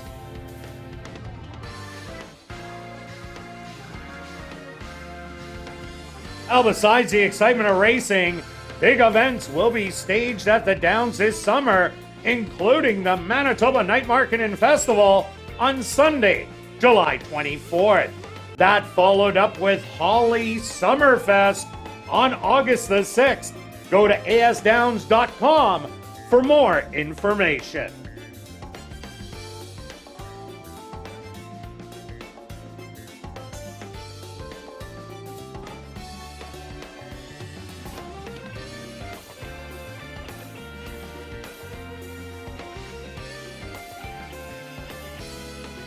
And you better hurry, just a little over 10 minutes left to give yourself a chance to go home with over $1,100 in your pocket if you get drawn to play Chase the Ace and pick the Ace of Diamonds. Get your tickets at guest services in the lobby for just $5 now. And remember, you're helping support Final Furlong that helps find good homes for retired racehorses.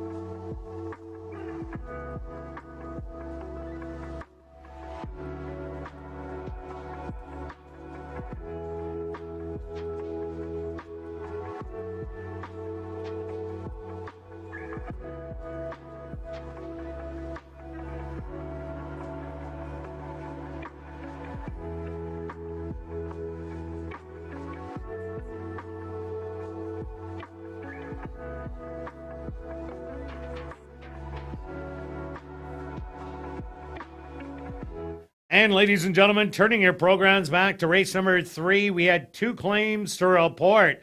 First off, claim for $7,500 was number 5, What Up Now JT, claimed by Elton Dickey, owner-trainer. Also claimed for $7,500, number 6, Blame It On Brew, claimed by Club 3D, trainer Curtis Maxwell.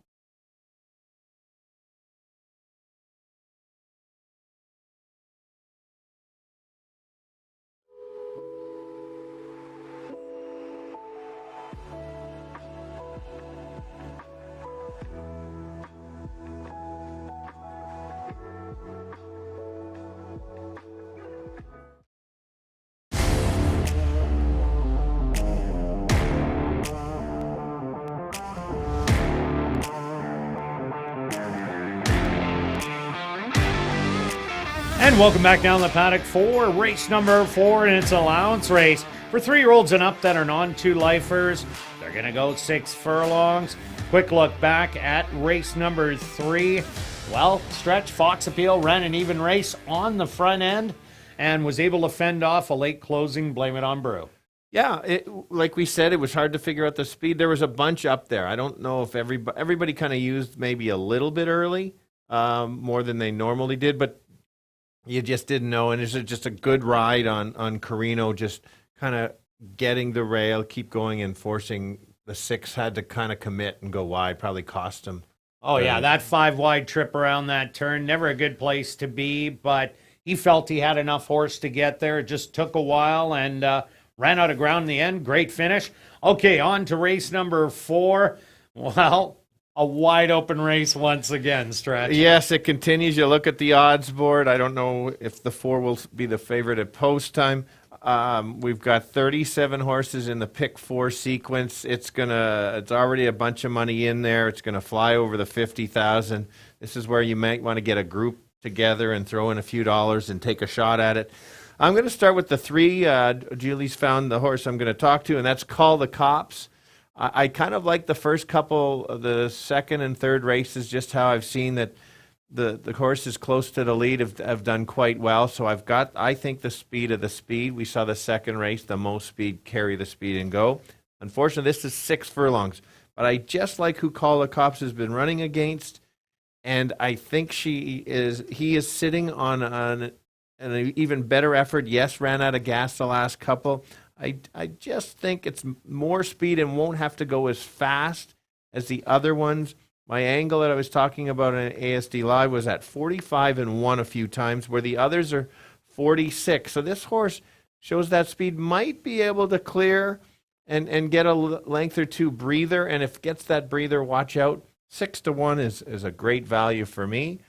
It's wide open. You'll wait till you see my pick 4 on how many I'm using in here. Yeah, I see a lot of speed in here also. The 6 Not Afraid. This horse battled throughout, opened up, and then got caught very late by Go Start, Kitten, and Impressive Sense.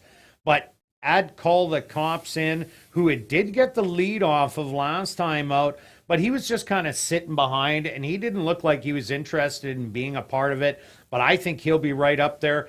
Number 5, Outcome, another one with speed in this race. Battled it out in the Golden Boy and then ended up succumbing to that early speed. And Oscar the Gulch has speed. That's why I settled on number 2, Impressive Sense. This horse ran huge 2 outs ago. Lost by 3/4 of a length to 2 ralliers that came from further back in the field. Last time out, it was Timely Ruckus who stuck around and got the win on the inside after dueling and then pulling away. I just think there is going to be a battle. So Impressive Sense, I think, is the best stalking closer in here. That's why I gave him my top nod. And that's fair. That's why I have the horse in second. Be using it, should get a good trip. It's just a matter of how far the speed goes, or if the 2 is too close. But we'll see how that goes. My longer shot in here is this 5. You mentioned speed. Yeah, I'm using the speed angle. This horse is a Murray Duncan horse coming from Oaklawn Park, paid $16,000 for it, went to the Golden Boy, raced against Brody Streak, who we saw run competitive in the Derby trial yesterday. It was a tough field, but was competitive. Didn't do so well. We now know that the horse probably doesn't belong in that level. Back where against horses that have only won one race. Yes, the horse shows speed, but there's a couple races. There's an Oaklawn Park race on March 17th that the horse set just off and actually crushed the field, winning by 8. And that's the race that, for me, triggered it. And I just think I'm going to get some value, 6-1 on this horse. And so if the horse can come off a pace, maybe. There's a nice maintenance work coming in. So that's how I see that horse winning. Yeah, that's a really nice maintenance work, and 36 flat, breezing. They did it easy in there, so you can watch for that horse to run better. I do like number 6, Not Afraid. Ran a good second to Hallrich Legacy, who almost beat the older horses in the free press, running a very game third. And then last time out, battled once again, but opened up and then tired late. Missed a race in between, but they do add Lasix on Not Afraid. This horse doesn't always have to have the front end. Has one coming from just off of it. It'll be interesting to see what Ronaldo Cumberbatch does today, but he knows the horse well, as he rode it the last 2 times, and this is one of the big horses to beat. Yep, absolutely. Now, let's talk about the 4. If you're newer to racing, you've got to understand conditions, and this horse was running against not a strong field, but did win that first race of the meet on June 13th, won by 10, and then won again by a neck, beat Bite the Bullet Bro, who won the other night, yesterday, was it? First race? First race. So competitive, going to have to go faster. Has improved quite a bit from last year, but we're going to see if this horse can make that step up. Current favorite. Sometimes a horse just keeps getting better and better, and this horse is 4 years old, and sometimes that's the magic year. So. Yeah, another horse you're getting good odds on, number 1, Kitten. This horse 2 outs ago made a huge close late in between horses and lost by a nose to Go Start, who was closing on the outside, and they just beat number 2, Impressive Sense. Kitten came back to run against straight 3-year-olds in a first-level allowance and got the lead by 2, but had an absolute dream trip up the rail to open up by 2, but then was caught by Go Start once again and Gold Special. Kitten will be a rallier in here, and if the speed comes back, this horse will be coming. Correct. And then Oscar the Gulch, we've capitalized on this horse last time, and even that second race. Yeah, horse 2 outs ago, I would have liked to see him win. Yeah, it, but, me too. And we had it on the notes. This horse is improving each time. The horse is 11-1. Will be a little bit up against it, but you just never know. I like these type of horses that seem to be getting better and better. I'm expecting a top effort. Be in the mix, maybe not win, but if runs a good race, I'll be backing him next time for sure. But Timely Ruckus, who did beat him 2 outs ago by a neck, did come back to win this allowance non-2 lifetime condition the last time we ran it on June the 29th. So that looks good for Oscar. Unfortunately, draws outside in here, but he has the ability to come off it because I just don't think he has Call the Cops, Not Afraid, or Outcome speed in here. So watch him to rally. This is a great kickoff of the pick 4. All right, let's go to our wagers stretch, and you're going to start it off pick 4 Okay, here we go. We're taking a shot. It shows on the screen it's the 6. It should, in fact, be, I typed in the wrong number. It should be 1, 2, 3, 4, 5 with the 4, with the 9, 11, with a bunch in the last. 3, 4, 5, 8, 9, 10. So thanks, Mitch. Yeah, 1, 2, 3, 4, 5 in that leg, and keying the 4. All right, myself, I took 1, 2, 6, 7 in here. Then I took 3 and 4, loaded up in the next race also with 3, 4, 9, 11, and came home in race 7 with the 3 and 5. My ticket will cost $64. Good luck with all your wagers here in race 4, and we'll see you back for race number 5.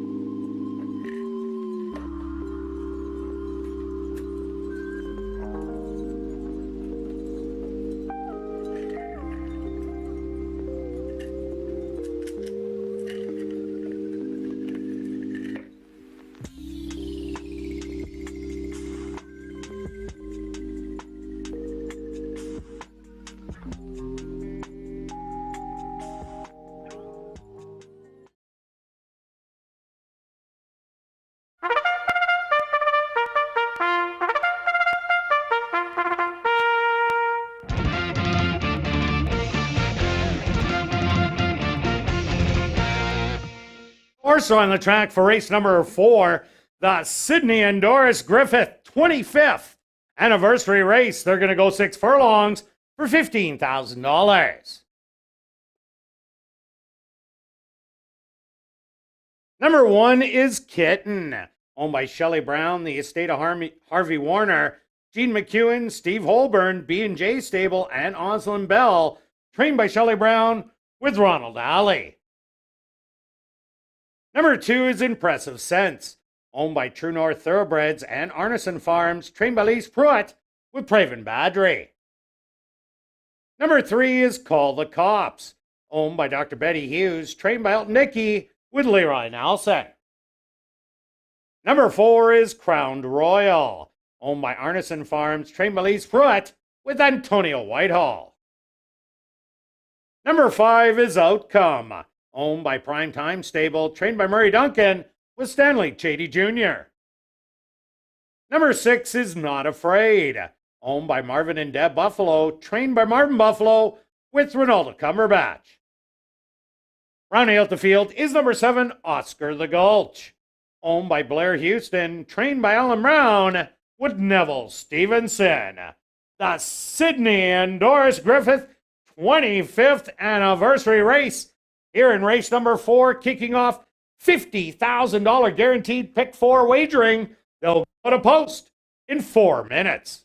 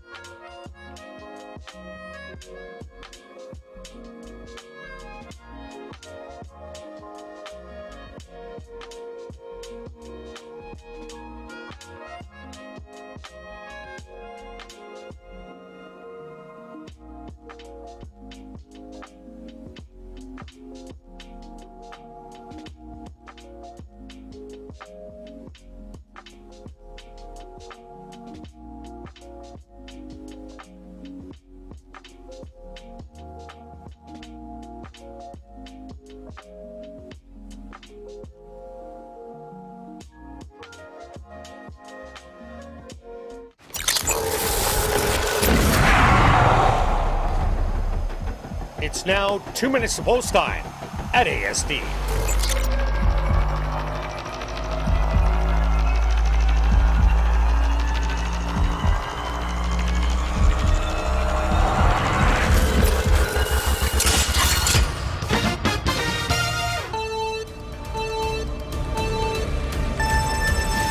Go. The boys going 6 furlongs in allowance field, kicking off the pick 5. Solid sequence. I'm going to give you some long shots in here. I'll start with the 3, Call the Cops.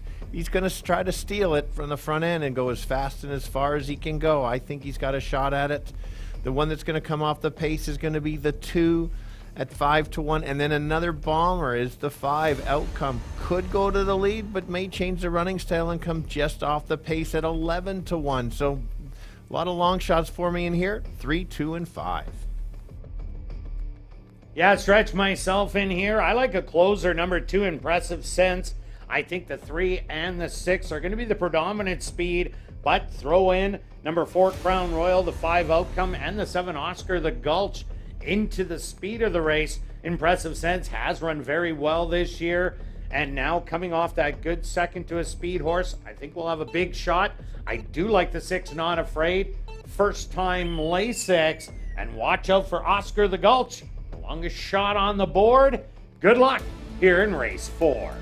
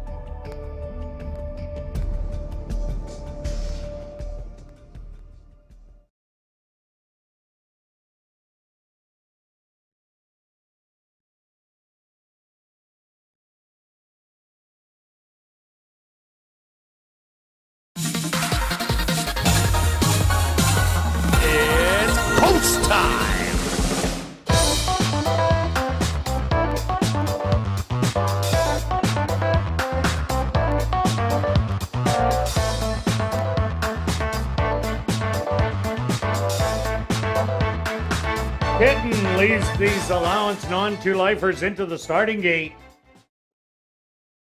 Impressive Sense ready to go in.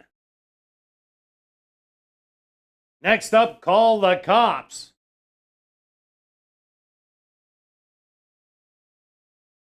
Crown Royal from the middle is in. Outcomes turn. Now just 2 left to load. Not Afraid, the current favorite at 8-5. And just waiting on Oscar the Gulch to the outside.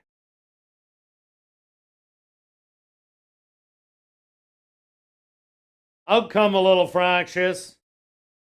They're at the post.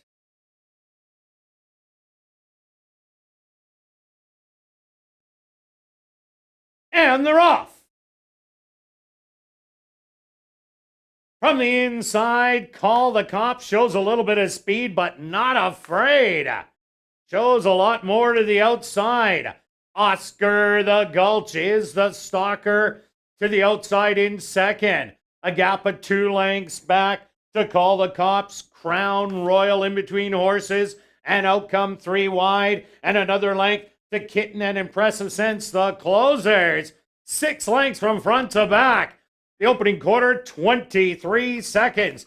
And Not Afraid nursed on the lead by a length. Oscar the Galt starting to back out of it, moving up Crown Royal to the outside. Coming up the rail is Call the Cops, Impressive Sense, and Kitten starting to roll. As outcome is the trailer. They have 46-1. Not Afraid now has gone free and up on the field by 5. Not Afraid coming to the 16th pole. It's cruise control from here. Not Afraid's going to win it. The battle on for second. Call the Cops is going to get it. Third's going to go to Crown Royal, and fourth to Kitten.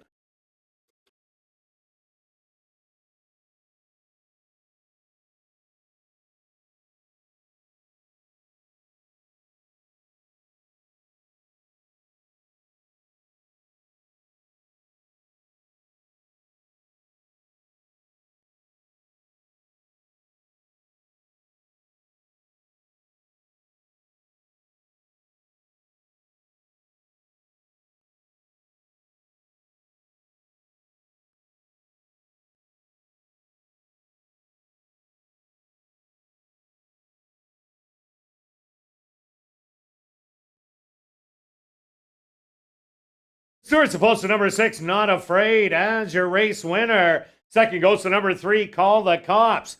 Third to number 4, Crown Royal. And fourth to number 1, Kitten. They went the opening quarter, 23 seconds. The half, 46-1.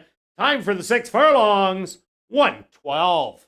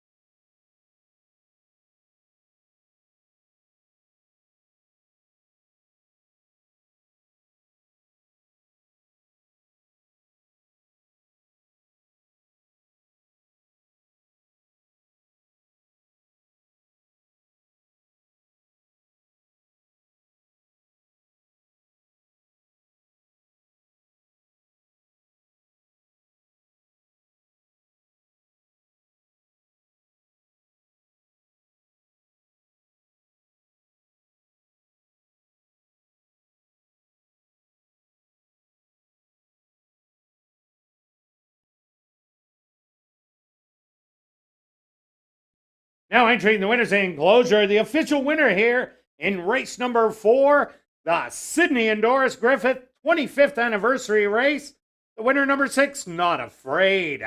Not Afraid is a chestnut gelding, 4 years old, by Vindagari. Out of the mare, I Ain't Afraid, by Ghost Zapper. Owned by Marvin and Deb Buffalo, trained by Marvin Buffalo, and ridden to victory by Ronaldo Cumberbatch. Time for the 6 furlongs, 1:12.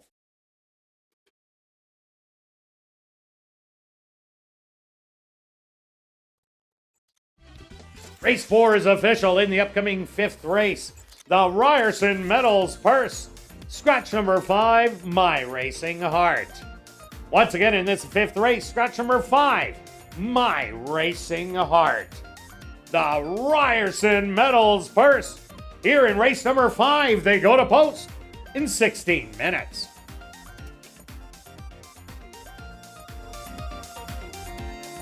And be sure to check out our new player portal at asdowns.com. All the information you need on ASD Live Racing in one convenient place. Watch live racing access, free online ASD programs, expert selections, and more. Scan the QR code on the player portal ad in your program to go there now.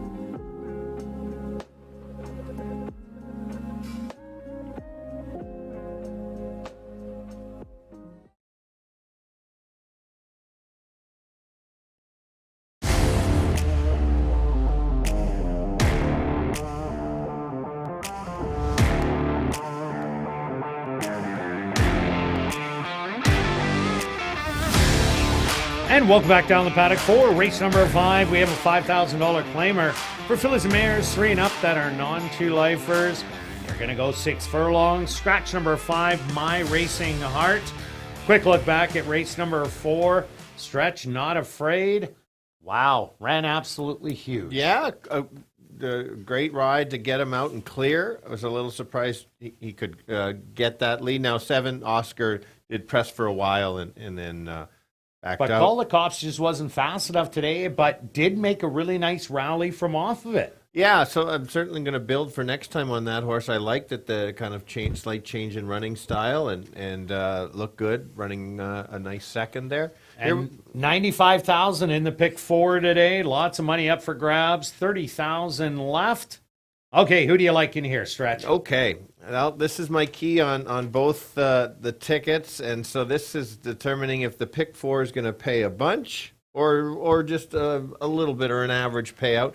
I know you're still rolling along and taking a shot, so that's a good thing. And so the 4 is the play for me. Is going to be the favorite. Is dropping from an allowance level, meaning you can't be claimed, to potentially getting claimed. The first 3 races were okay, but just not good enough to be in the allowance level. So And the stake level the previous 2. correct, against Burrow Down, who is a monster. Kim's Texas Bling is also a nice runner. And then we saw Thrill of the Night. That was a very tough, that was an open, a non-2 lifetime, but there were some big-time shooters in that race too. And to run evenly is good enough for me. I like that Michael Knott's just placing him where she can win.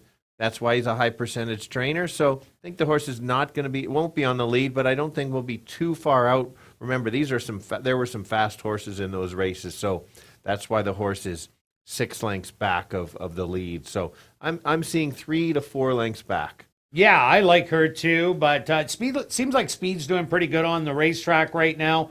So if she is beatable, who is going to be the Speed in here? I think the Speed's number 9, Critical Condition, came out of a tough non-2-lifer last time out, where there was a bunch of horses that showed early speed for the quarter mile and then backed out of it. I think this horse can be live if it makes the lead all alone, and you're going to be well rewarded at 11-1. My second choice in here was number 3, Ruby in the Stars. Made a huge rally last time out. Did beat the 9, Critical Condition, but Lady Nyla just ran a lights-out race. She was running for maiden allowance last year, took the drop, got the win for maiden 5, and then showed her stuff last time out that she was almost made more money than that, probably at 10,000 off that really impressive win. Yeah, so Lady Nile is a very good comparison to the 4. So, 3 ran a very nice race. I like that, and that was the first race over the track or the surface, so that's always good. I like to see that. My third selection is this 2. This horse likes to kind of goof around a little bit in the gate and sometimes doesn't get out. It's going to have to get out of the gate today. You can see some of the broke a step, slow, fractious gait, dwelt. It mentioned that's when it thinks about it for a little bit and then comes out. Antonio can get the horse out. I think just making a change in jockey might help out the horse a little bit. Has to be closer than that if the speed is kind of hanging around a little bit longer. So I've got that horse 6-1. I think that's a fair price. Your 3 is 9-1. That's a more than fair price too. So if you can beat the 4, you're getting rewarded. Yeah, and Rathmeister with Jerry Gorno, he's won now 7 races in the last 3 race days. And Antonio Whitehall and him had 2 wins last night. I have another long shot in here. Number 1, Kiki My Star, was claimed last time out for 5,000, put right back in. But this horse had a really nice win going 5 furlongs down in Turf Paradise, and then came back, ran a little bit of flat effort, but this horse does have some speed. Couldn't have shown it first time out as it went in the Electric Fever for 3-year-olds, and then came back and hit Inspiratus, who won the maiden race, won that race, and then ran second in the stake on a big effort against Burrow Down in the last stake race. Kiki My Star, with that inside draw, I think is a good long shot. And that was in my notes that I felt with this horse last time. If the horse doesn't get the lead, she's going to struggle. But like you said, there is a bit of speed on the outside with the 9, but you never know. Chow likes to kind of send his horses at times. This would probably be the time to do that. Might get brave and boxcars if it keeps going gate to wire. The one horse to add is this Rotten to the Core, an invader from Batera Park in Moon Mahoning Valley. Thank you very much. Yeah. Does show some speed. My figures are okay, very competitive in this. You have 2 workouts recently. Jennifer Jordan's had some nice success, been in the money 9 of 17 times. So that's your invader that could also upset. We don't know that much about. Certainly don't leave that horse out. All right, let's go to our wagers here in race number 5. Stretch, start us off. Okay. Hey, you're coming on the tractor bandwagon. I am jumping aboard. Just a $1 tri wheel, 4 on top because I didn't think the price was going to pay. So I've got some longer shots in there. 4 with 2-3-6-8 with 2-3-6-8. All in on the 4. All right, myself, I'm doing a $1 tractor wheel, 3-4-3-4 with 1-2-6-8-9. That'll cost you $10. And then 3-4, and then wedge them in the middle. 1-2-6-8-9 with 3-4. That'll also cost you $10. Good luck with all your wagers here in race 5, and we'll see you back for race 6.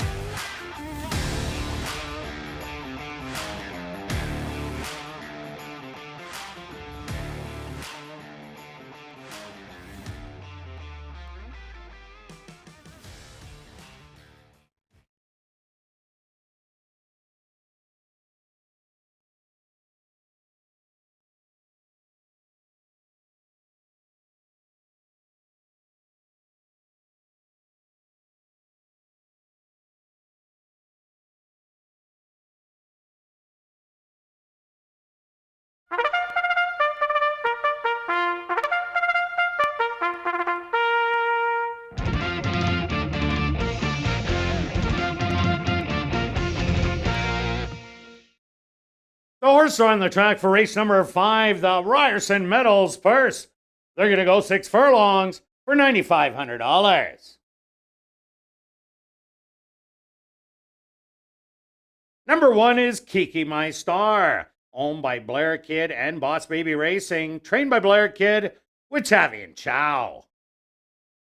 Number 2 is Rathmeister, owned by Steve Herman Jr. and Marilyn Delorme, trained by Jerry Gorno with Antonio Whitehall. Number 3 is Ruby in the Stars, owned by Andy Stronach, trained by Jennifer Jordan with Nyrone Austin. Number 4 is Fly Through Traffic, owned by A2 Thoroughbreds, trained by Michael Nault with Stanley Chady Jr. Number 5, My Racing Heart Was Scratched. Number 6 is Rotten to the Core, owned by Andy Stronach, trained by Jennifer Jordan with Siobhan Bell. Number 7 is Sins and Wins, owned by Bill Meikle and Wind Dancer Stable, trained by Wendy Anderson with Praven Badri. Number 8 is I Am Anya, owned by Devin Gittins and Gregoire Mavalez, trained by Devin Gittins with Ronaldo Cumberbatch. Number 9 is Critical Condition, owned by Staff Max Stable, trained by Curtis Maxwell with Jorge Carreño. Rounding out the field is number 10, Storm Kitten, owned by Riley Kling, trained by Maria Stanford with Neville Stevenson. The Ryerson Metals Purse, here in race number 5, they go to post in 3 minutes.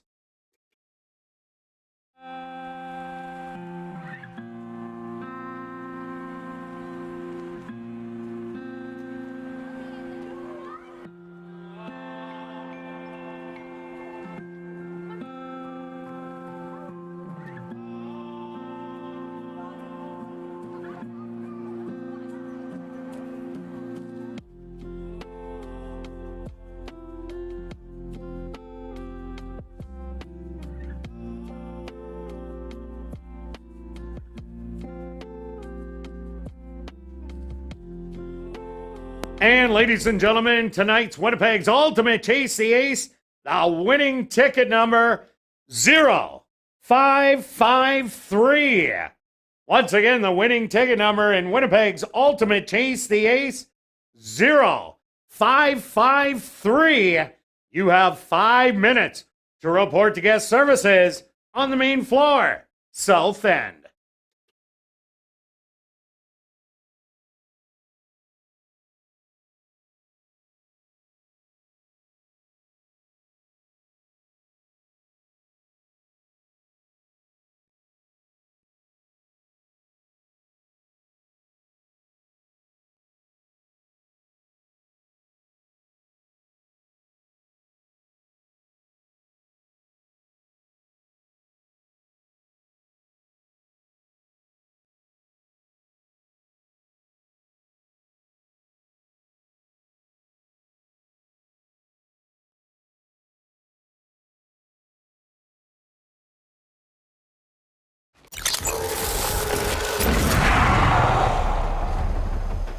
It's now 2 minutes to post time at ASD.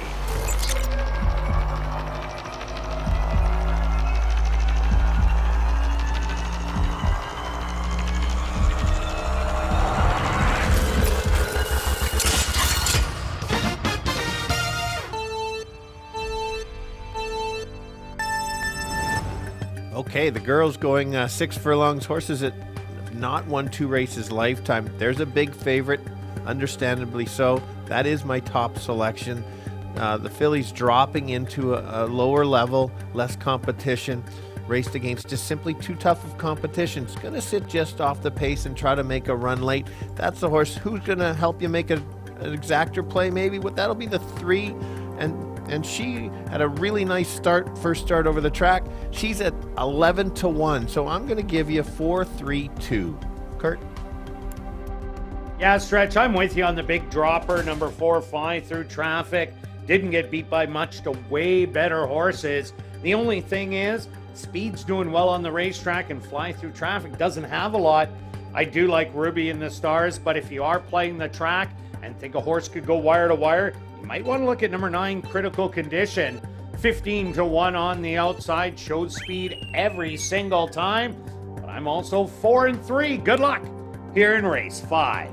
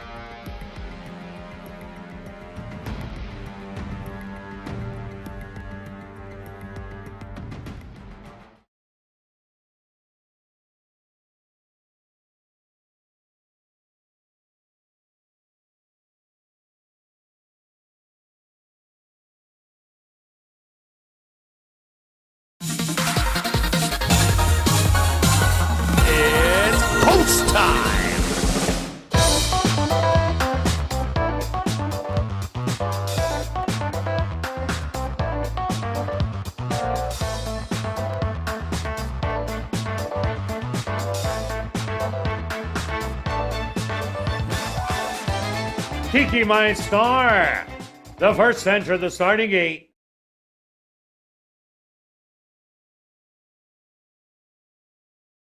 Next one in, Ruby in the Stars. Fly Through Traffic, the even money favorite. Next to step in. Now Rotten to the Core's turn.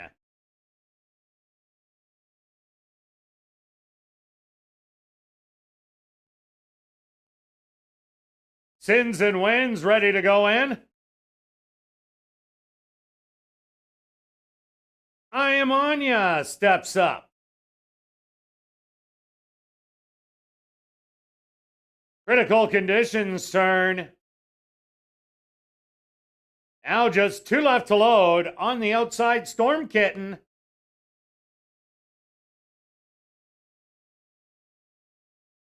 And just waiting on Wrathmeister.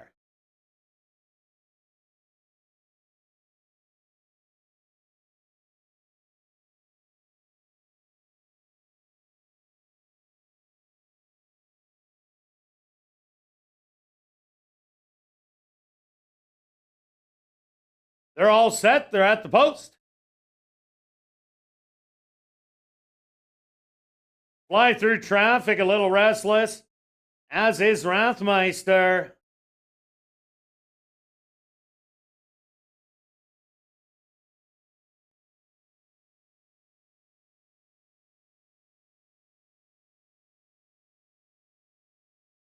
Wrathmeister went through the back of the gate.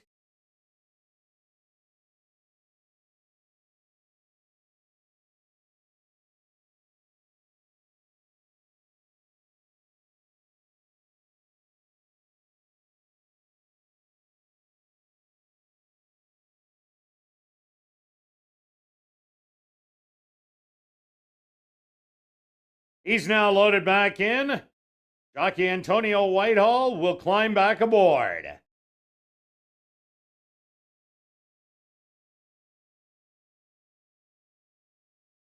They're all set. They're at the post.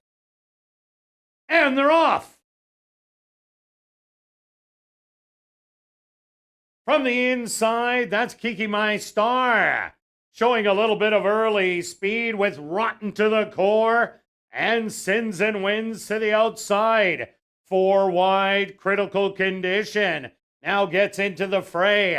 Fly Through Traffic, moving up the inside in 5th. I Am Anya, 6 lengths back in 6th. Another length back is going to be Wrathmeister, Storm Kitten. And the early trailer now is Wrathmeister. The opening quarter, 23-3, Critical Condition. Now takes over as the leader through an opening quarter of 23-3. Rallying on the far outside, I Am Anya. Fly Through Traffic, lots of work to do from here. The half 47-4, and it's Critical Condition. The lead shortening. Fly Through Traffic, finding more on the inside. I Am Anya and Ruby in the Stars, making up tons of ground in between horses. Fly Through Traffic, Ruby in the Stars does get up and gets the win. Fly Through Traffic, second best. Very close for third between I Am Anya and Critical Condition.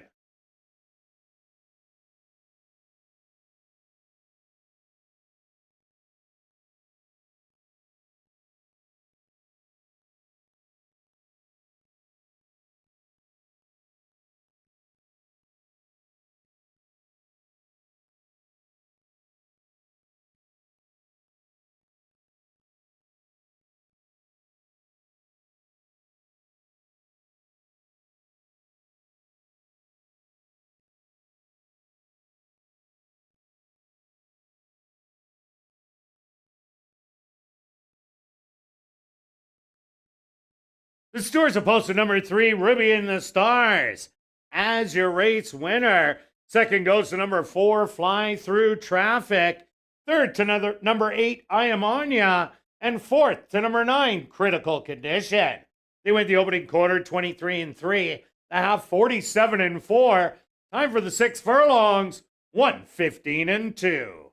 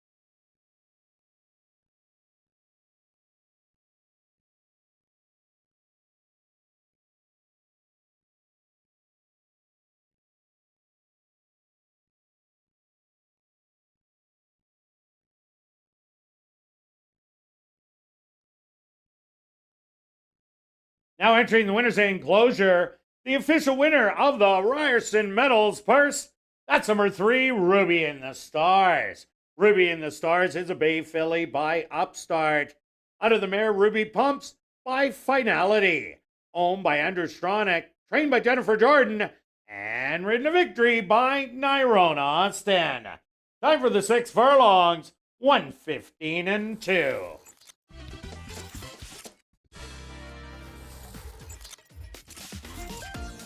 Race 5's official in the upcoming 6th race, the Crack Canoe Race.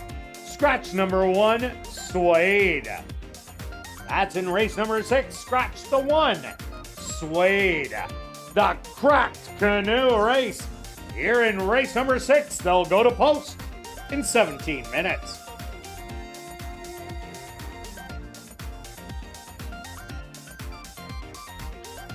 Well, do you want to keep up with upcoming events at Assiniboia Downs and live horse racing news? All you gotta do is subscribe to our weekly e-newsletter, The Inside Track. Go to asdowns.com.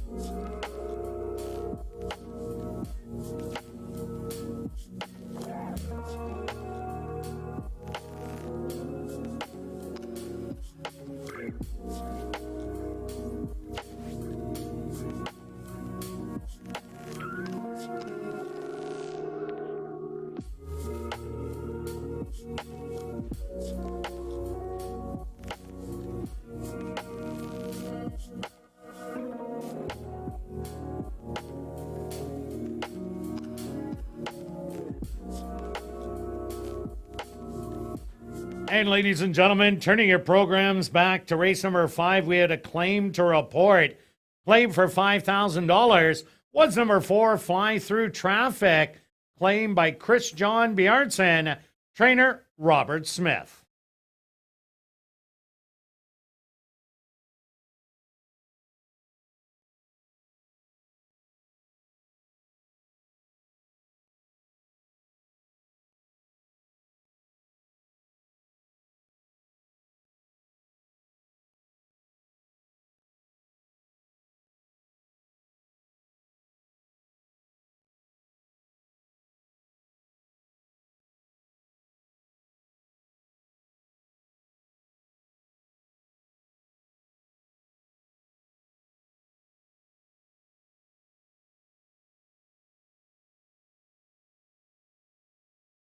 And ladies and gentlemen, in tonight's Ultimate Chase the Ace, Amanda V went to the board and she selected the King of Spades.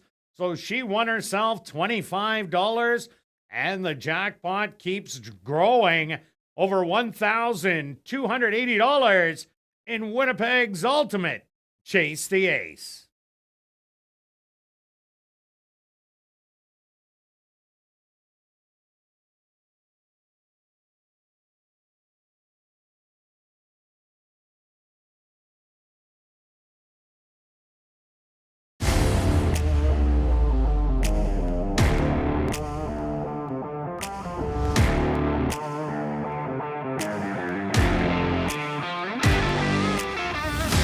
And welcome back down the paddock for race number 6. We have a $5,000 claimer for fillies and mares 3 and up that are maidens. They're going to go 5.5 furlongs.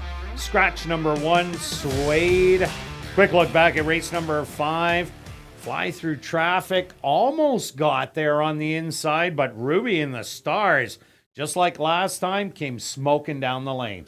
Yep, I don't know who the jockey was on the... Nyrone Austin? Nyrone Austin, thank you. Yeah, great ride in the sense of the horse is a closer, got him in a nice spot to nice clear path, and so that was the difference. The 4 was a little bit along the rail, and that doesn't have the big closing kick, so you figured that once the 2 got close, probably the 3 would take over. Very nice price. You got the trifecta, and the money you borrowed from your wife, which might be worth it. Let's not tell her anything. She's still down there. If she doesn't know, I don't have to give her half. Fair enough. Okay. She'll just take it anyway, so who cares? Here we go. All right. Who do you like in race number 6? Okay, full field. We got 10 racing, 1 scratched. The 1 horse was scratched. We'll start on the outside, the 11 horse. They're only going 5.5, so the jockey is going to have to get some positioning. You don't want to get caught too wide. I like Camacho Flores. He likes to kind of make a late move on horses, but gets them in the right spot. The key to this horse that I've selected is dropping from the maiden special weight race, racing against some very, very tough horses. Thrill of the Night, Favorite, both came back to win their next race. White horse Spirit Will, I expect to win when we see that horse win the special weight. Just such a tough race. Any of those horses would be the biggest favorite going. Workout coming in. I think Blair Miller's going to get his first race win of the meet today. Can Stock take over? And, there's a lot of lightly raced. This horse is lightly raced. 3 starts. I think if it runs back to the Woodbine race, it's going to be very tough to beat. Yeah, no doubt about it. They take the blinkers off, and that workout was around the dog, so it had to go the wide route around. So that's even better than it looks. Another horse I like in here, not as much now as Halo's Phenomenon, as we've been seeing Speed do well. Yes, we've seen Ruby and the Stars rally in the last, but they were going a little bit farther. It's going to be tough to get this 5.5 furlongs. But what I like about the 4 Halo's Phenomenon is that the horse showed good life last time out to run third beaten 2. Looked like he was going to be second, and then Mucho Express went on by and took the place away from Halo's Phenomenon. Will be well back. This horse was sitting on a win last year with 3 seconds. So I think you should throw this horse in your top 4, but I don't think a big threat for the win. No, and I'm glad you said that. So important to adjust your picks as the day goes. We're on race 6. We've seen 5, and the closers haven't been as strong. So you don't want to just stick with your picks at the start if you handicap before the races, because you've got to pay attention. I think too many people make a mistake. I'm going to jump to the 9 as my second selection. Woke up big time last time. First race, didn't have any really excuses except first race lifetime. And so sure enough, next race battled Sins and Wins every step of the way. And what I do like also in maiden races, when horses beat the rest of the field by open lengths. This horse beat the rest of the field by over three and a half lengths. That's big because the winner is no longer in the field. That usually tells me that the horse is going to be sitting on a breaking of the maiden. Yeah, if that race was 5.5 last time out, I think Wits Memories would have won it, because Sins and Wins was the big favorite and had to use everything to go on by. Another horse I'm starting to like a lot better, that's number 3, Diamini. Also a horse taking the drop, was in for maiden allowance first time out. Showed good speed, but fingertip was just way too good. Last time out, went in a $10,000 race, hit Barefoot Dancer and Sunday Suzanne. Both of those horses were invaders. One was coming from Monmouth and the other Gulfstream, and they ended up running around the racetrack together. The third place horse, HD's Hope, dropped into a Manitoba, Saskatchewan race maiden and absolutely destroyed them in there. So Diamini has speed, and that could be real valuable if it makes it to the front. It just might not stop, and you're getting 5-1. And this is a horse I'm kind of leaning to a little bit more now after watching the way the track's playing. Exactly. You've got to move that in. My third selection, I'm sticking with this one, is Don't Blame Coco. First race had a bit of trouble. First race of the year, a lot of trouble. Next race was kind of a little flat, so I'm a little concerned about that. But the trainer adds blinkers, has a bit of a workout, and adds Carino, who we've already seen win at least one today. He's our leading jockey. It's go time. We're going to give this horse a final shot to see if what she's got, if she wants to keep racing, with some improvement is what I'm looking for. All right, let's go to our wagers here in race number 6. Stretch, what do you have? I've got a $10 double, 11 with the 4 and the 5. So 4 is my long shot. Stay tuned on the Paddock Show. I'll tell you more about why I like that horse. And then, of course, Real Grace. You can't leave her out. And so you can $10 is 20. You can play maybe a $2 one. That's only $4. But 11 with 4-5. And myself, guess what? A try. Why not? Hey, a Keep triactor. I'm taking the 11 on top of the 2, 3, 4, 8, 9 with the same horses. 2, 3, 4, 8, 9. A $1 ticket will cost you $20. Good luck with all your wagers here in race number 6. And we'll see you back for our feature race on the card, the 63rd running of the R.J. Spears Memorial.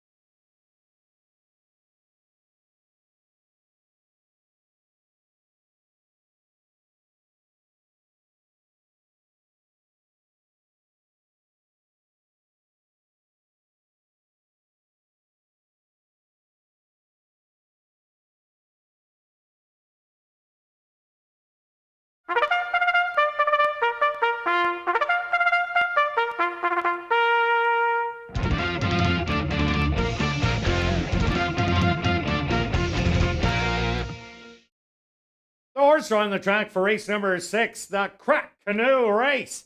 They're going to go 5.5 furlongs for $9,400. Number 1, Suede, was scratched. Number 2 is Zebo. owned and trained by Bill Mooney. Ronald Alley aboard.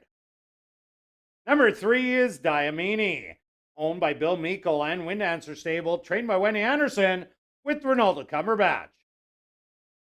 Number 4 is Halo's Phenomenon, owned by RTM Racing, trained by Ryan DeJarlis with Antonio Whitehall. Number 5 is No No Jojo, owned by Don Senebald, trained by Lee Delaron with Dwight Lewis. Number 6 is Victoriaville, owned by Blair Kidd and Boss Baby Racing, trained by Blair Kidd with Chavi and Chow. Number 7 is Don't Blame Coco, owned by A2 Thoroughbreds, trained by Michael Nault with Jorge Carreño. Number 8 is Witt's Little Soda, owned by Catherine Ursel, trained by Carl Anderson with Praven Badri. Number 9 is Witt's Memories, owned by Catherine Ursel, trained by Carl Anderson with Stanley Chady Jr. Number 10 is Witt's Magic, owned by Henry Witt Jr., trained by Jerry Gorno with Siobhan Bell. Rounding out the field is number 11, Silver Heights, owned by 2 Points Ranch, trained by Blair Miller with Lionel Camacho Flores. The Cracked Canoe race here in race number 6. They go to post in 2 minutes.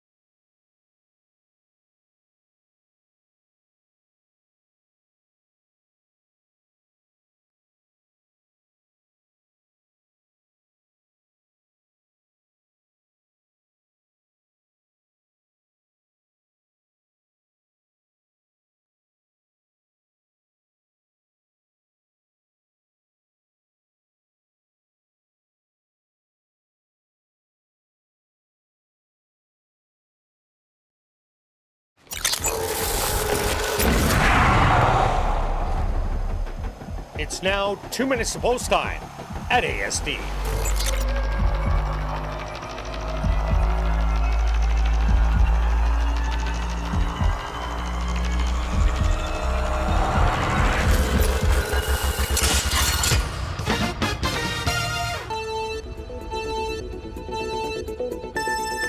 All right, the girls going 5.5. They're maidens. It's a little shorter than the last race you watched.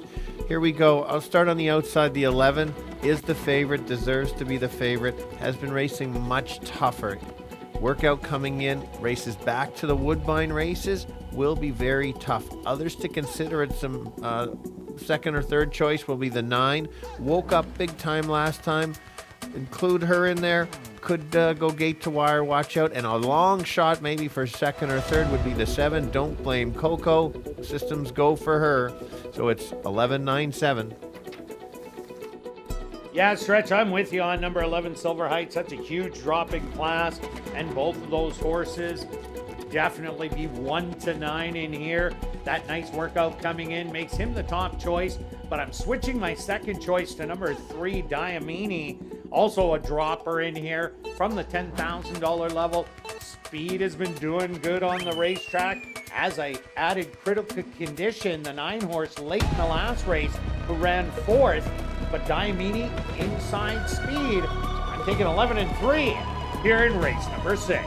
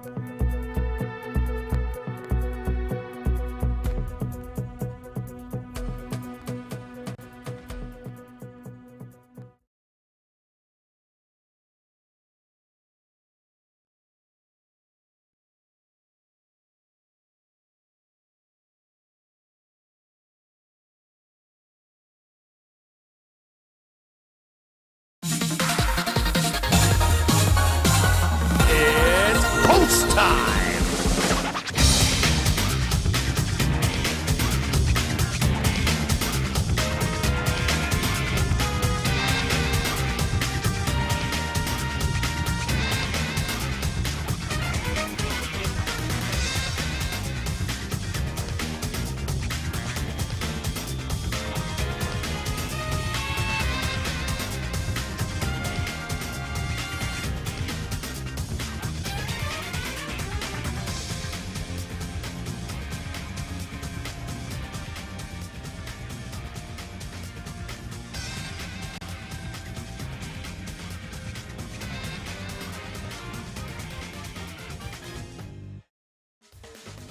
Zebo will be the first one up and in. Next up, Diamini.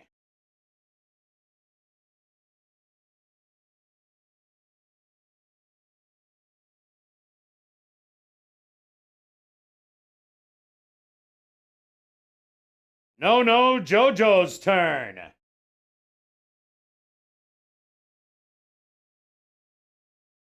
Victoriaville walks up and in. Don't Blame Coco set to go in.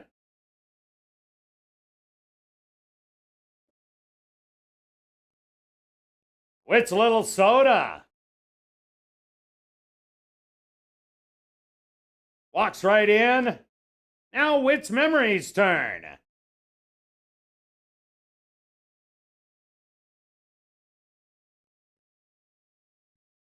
Now Wits Magic.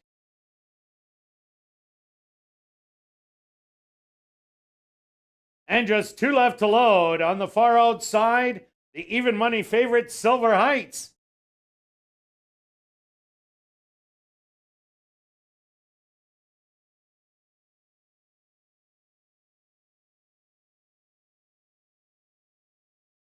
Wits Memory's a little fractious in the gate.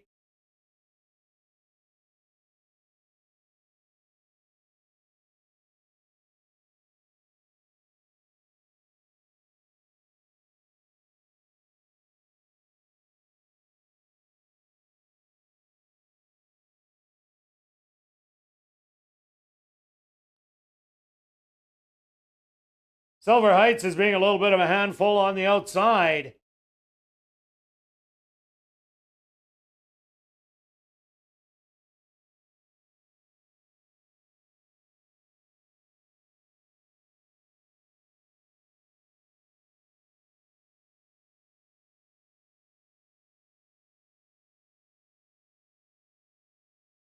And is now in, just waiting on Halo's Phenomenon. And the field will be set. They're at the post. And they're off. Breaking a little slow was Halo's Phenomenon. From the outside, that's Wits Little Soda showing some speed. Now No Jojo takes over as the leader. Diamini back in second.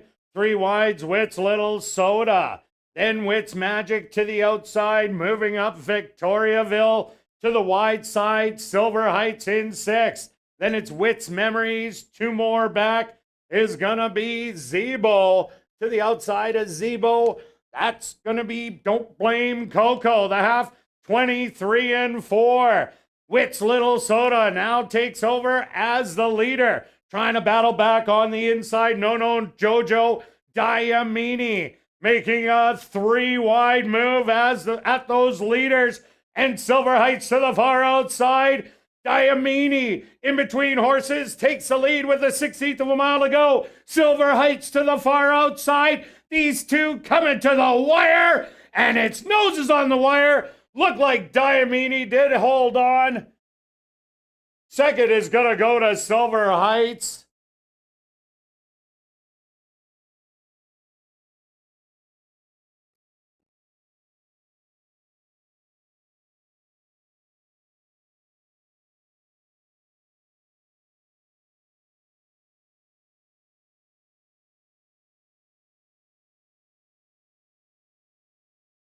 The call, ladies and gentlemen, that was Wits Magic on the inside of number 11, Silver Heights.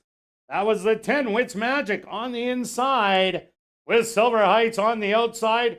A photo finish for the win.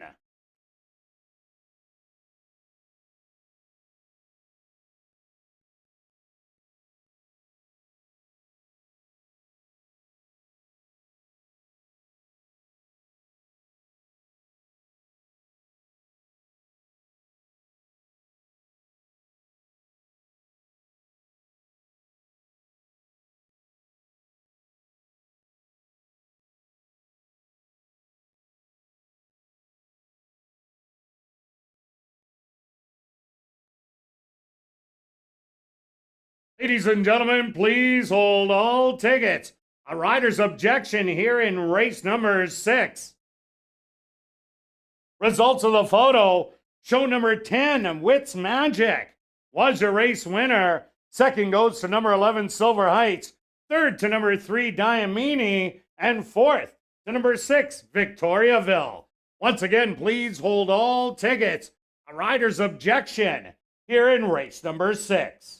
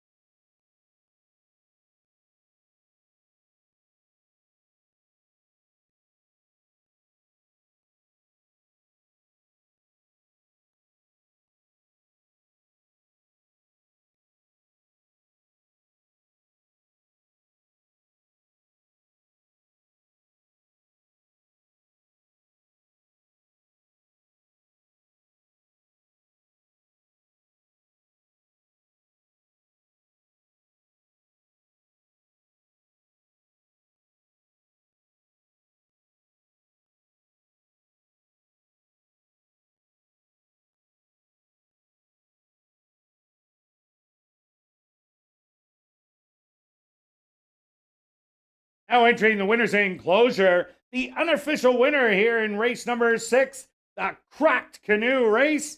That's number 10, Wits Magic. Wits Magic is a gray roan filly, 3 years old, by Drums of Thunder, out of the mare Wits Charm by Penitent Man. Owned by Henry Witt Jr., trained by Jerry Gorno, and ridden to unofficial victory by Siobhan Bell. Time for the 5.5 furlongs, 109 and 1.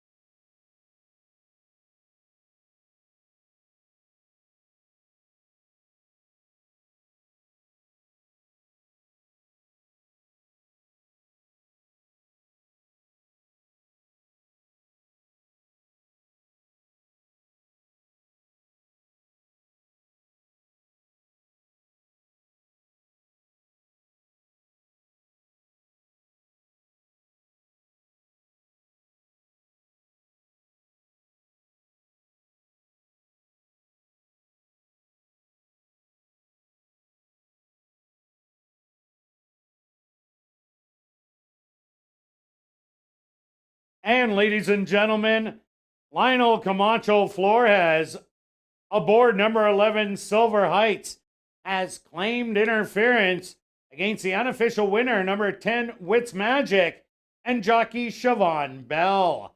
Riders objection, 11 on 10.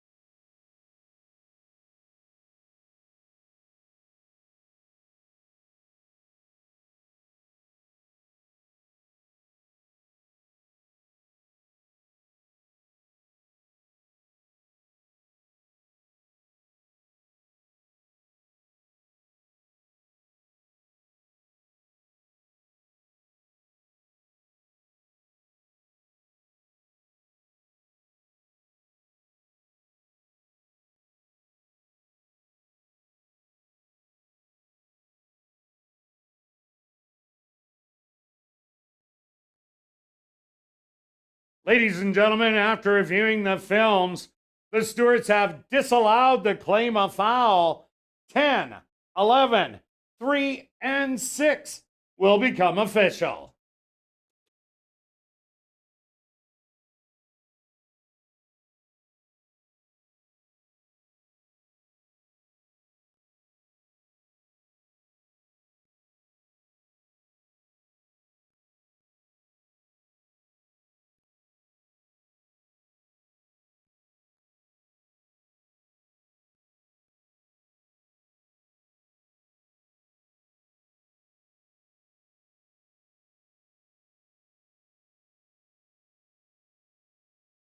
Race 6 is official in the upcoming 7th race. Our featured race on the card, it's the 63rd running of the R.J. Spears Memorial for the boys 3 and up, and there are no changes. Jackpot high 5 wagering. The pool, the carryover pool, just under $8,500. The R.J. Spears Memorial, 7.5 furlongs for $35,000. They'll go to post in 17 minutes.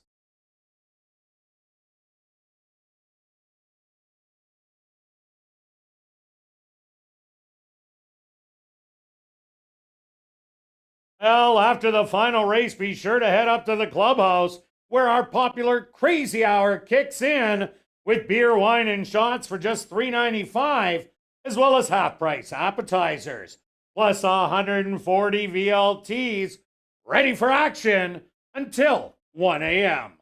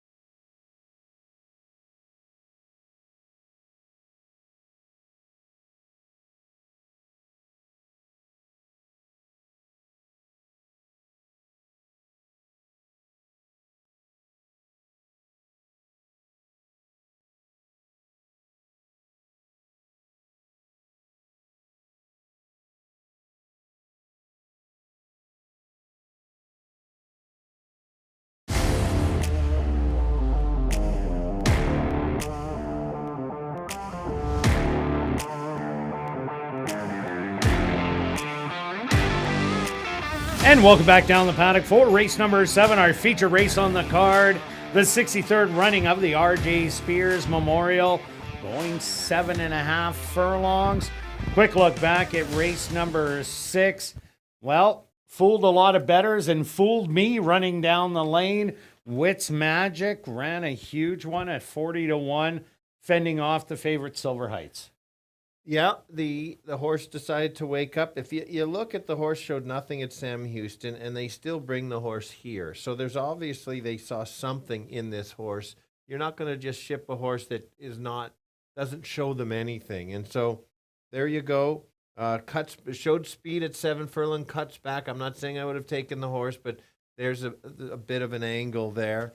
Yeah, it was. And it is bottom maidens. Correct. And we said really nobody really had the figures there. So, yeah, here we go. The pick 4 will not be carried over. If you're alive to the 2 horse, you got 61,000 and change coming. The 8's 20,000.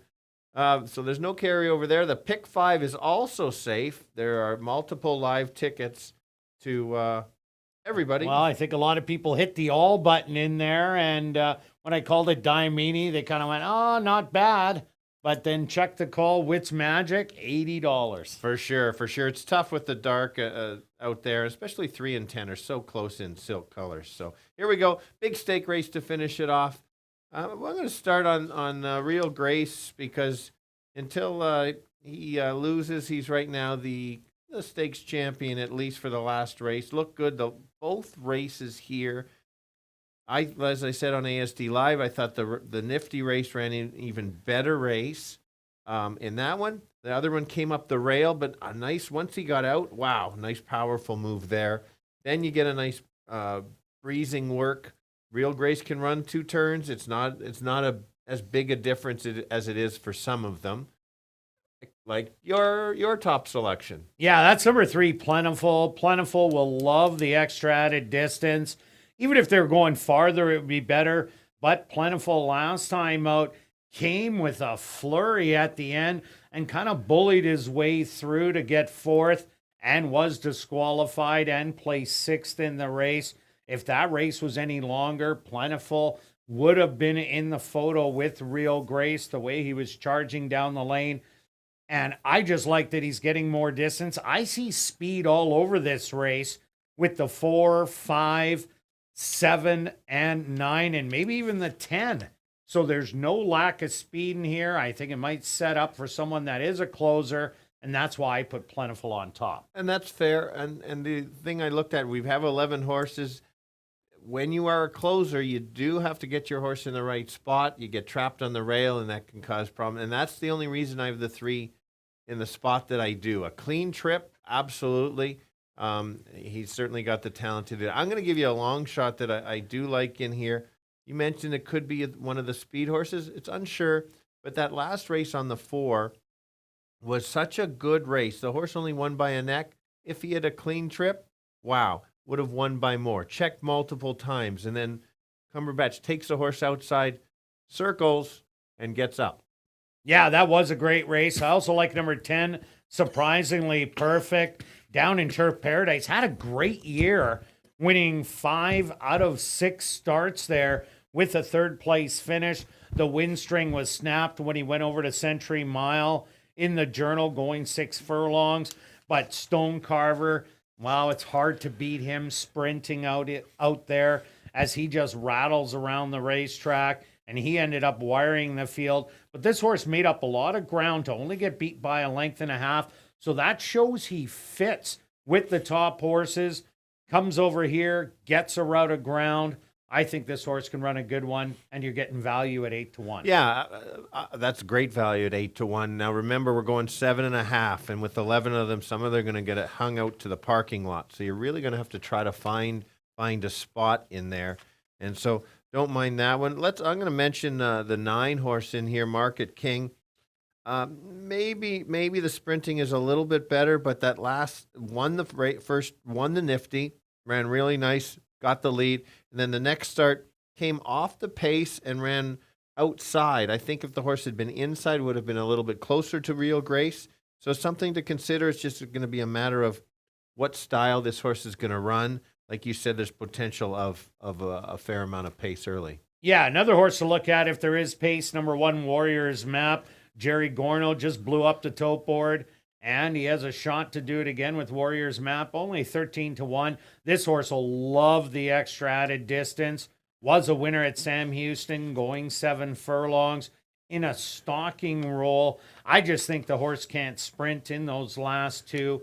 Now he gets to stretch out to 7.5 furlongs. He's going to like that. Oh, completely agree. And I watched the replays, and then that was basically needs to go longer. So absolutely wide open contenders. I think you're going to get some good payouts coming. A great RJ Spears. All right, let's go to our wagers here in race 7. Stretch, start us off. I'm going to just finish it off with a small exactor box, including my long shot in here. So a $3 exactor box, 3, 4, 5, which is $18. $1 is 6. And myself, I was hoping for a little more odds on Plentiful, but 10 win, 20 place, 20 show. Good luck with all your wagers here in race 7, and we'll see you back tomorrow, 6:45 Central for ASD Live.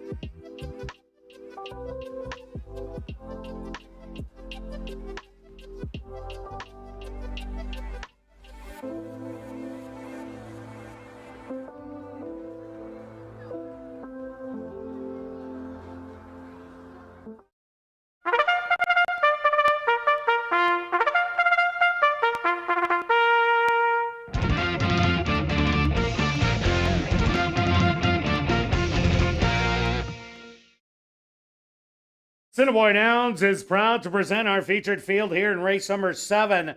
It's a 63rd running of the R.J. Spears Memorial, going 7.5 furlongs for $35,000. Number 1 is Warriors Map, owned by Henry Witt Jr., trained by Jerry Gorno, with Antonio Whitehall. Number 2 is Courageous, owned by Hetty Kling, trained by Maria Stanford, with Neville Stevenson. Number 3 is Plentiful, owned by Murray Duncan and the estate of Gerald B. Stewart, trained by Murray Duncan, with Stanley Chady Jr. Number 4, It's That Time, owned by True North Thoroughbreds, trained by Michael Nault, with Chavi and Chow. Number 5 is Real Grace, owned by Gene McEwen and Shelley Brown, trained by Shelley Brown, with Ronaldo Cumberbatch. Number 6 is Rail Splitter, owned by Wind Dancer Stable and Daryl Paranica, trained by Wendy Anderson, with Rafael Zentino Jr. Number 7 is St. Louis Guy, owned by Henry Witt Jr., trained by Jerry Gorno, with Sheldon Chickadas. Number 8 is Life's Been Good So Far, owned by Marvin and Deb Buffalo, trained by Marvin Buffalo, with Lionel Camacho Flores. Number 9 is Market King, owned by Ira Donald and Kane Couture, trained by Jared Brown, with Jorge Carreño. Number 10 is Surprisingly Perfect, owned by Kirk Sutherland, trained by Jim Brown, with Rico Walcott. Rounding out the field is number 11, Silver Luke Silver, owned by Henry Witt Jr., trained by Jerry Gorno, with Praven Badri. Following the running of the R.J. Spears Memorial, Bob Gates, our track historian, will make a presentation to the winning connections. The 63rd running of the R.J. Spears Memorial. They'll go to post in 3 minutes.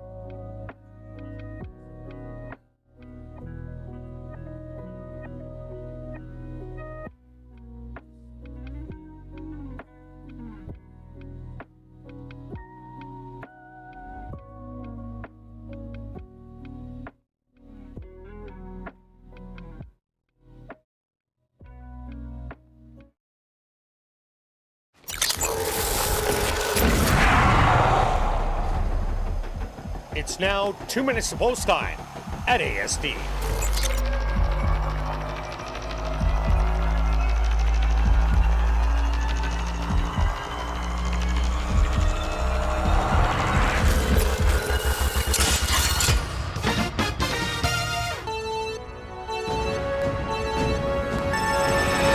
Here we go. Best older horses on the grounds, going 7.5 furlongs, 2 turns. Save the best race for the last tonight. I'm going to start with the 5, which is the favorite. He's run very well. Both starts, can sit just off the pace. Very versatile to be on or near the lead or sit back. But I'm going to give you a long shot you might want to include, and that's the 4 horse. Has already won twice this year, but has won it different ways.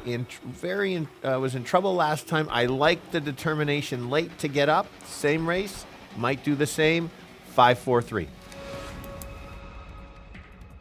Yeah, Stretch, I agree with you on Real Grace. Ran 2 lights-out races and runs better the farther that they go, but could get in a little bit of a log jam up front. You know that Market King's going to go. St. Louis guy is going to go as one of the Gorno horses and throw in Real Grace, and it's that time. So I went to number 3, Plentiful, was almost running over top of them last time out as they were coming late down the lane.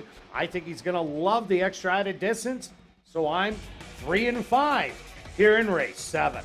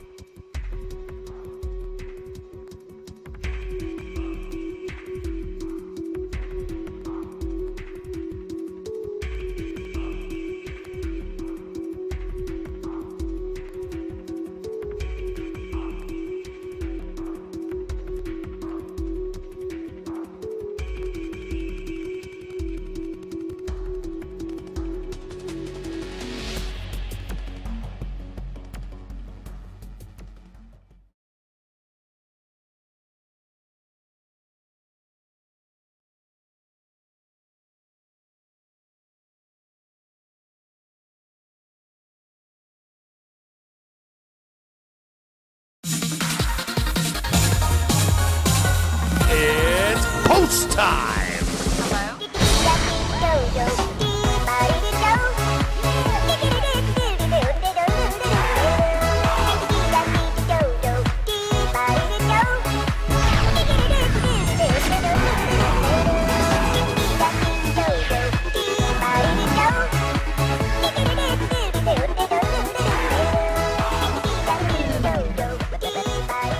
Warriors map leads the older boys into the starting gate.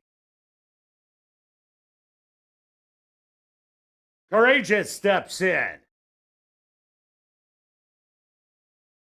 Now Plentiful's turn.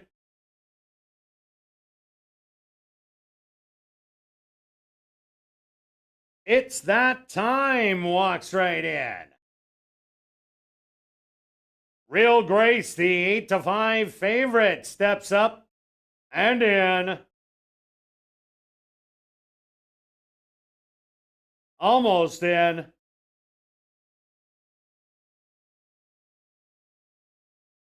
Now it's Rail Splitter's turn.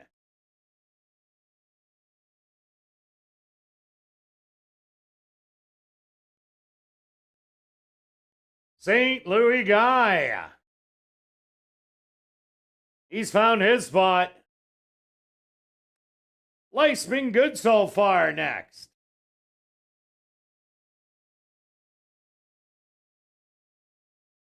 Market King, third from the outside. Now just 2 left to load.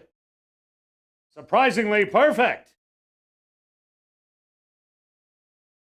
And just waiting on Silver, Luke Silver.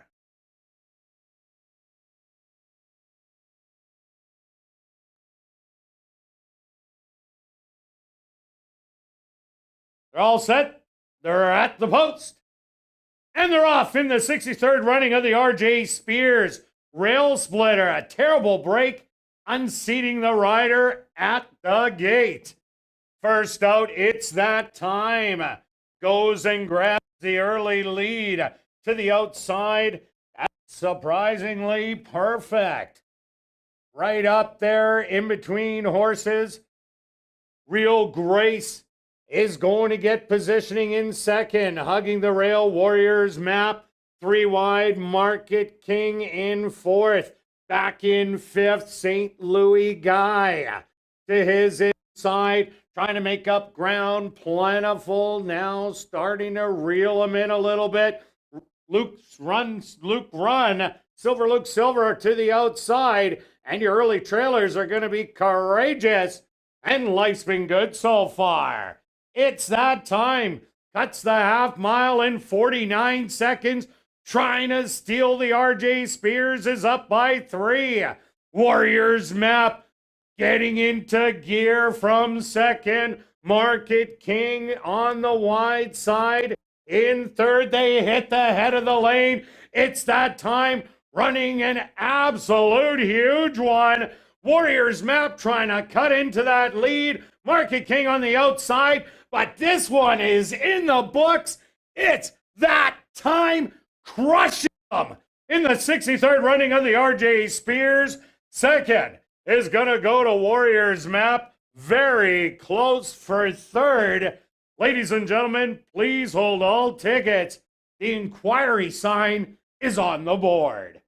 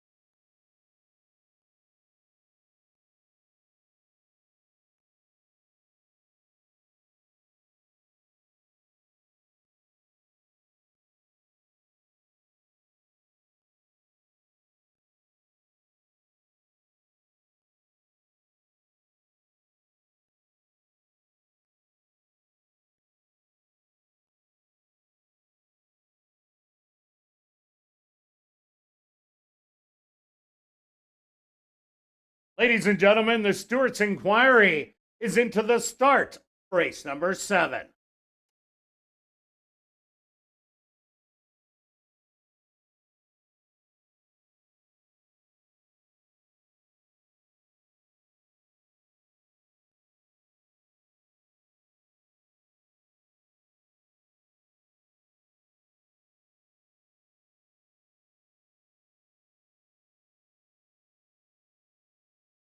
The Stewart's opposed to number 4, It's That Time.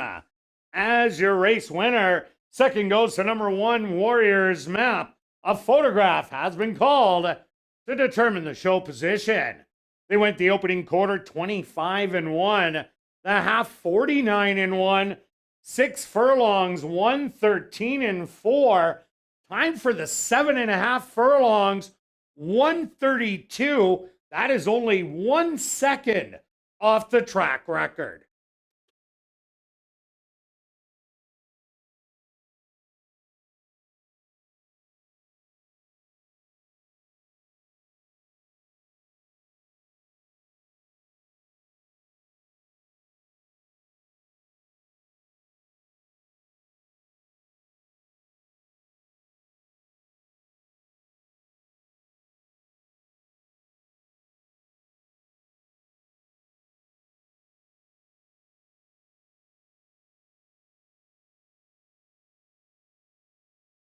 Now entering the winner's enclosure, the unofficial winner here in the 63rd running of the R.J. Spears Memorial.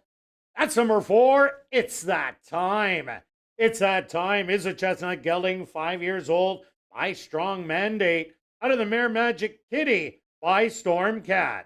Owned by True North Thoroughbreds, trained by Michael Nault, and ridden to unofficial victory by Chavi and Chow. Time for that 7.5 furlongs.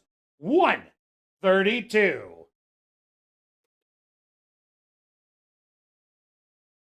Assiniboia Downs is very pleased to have on hand our track historian Bob Gates, who makes a trophy presentation to the winning connection.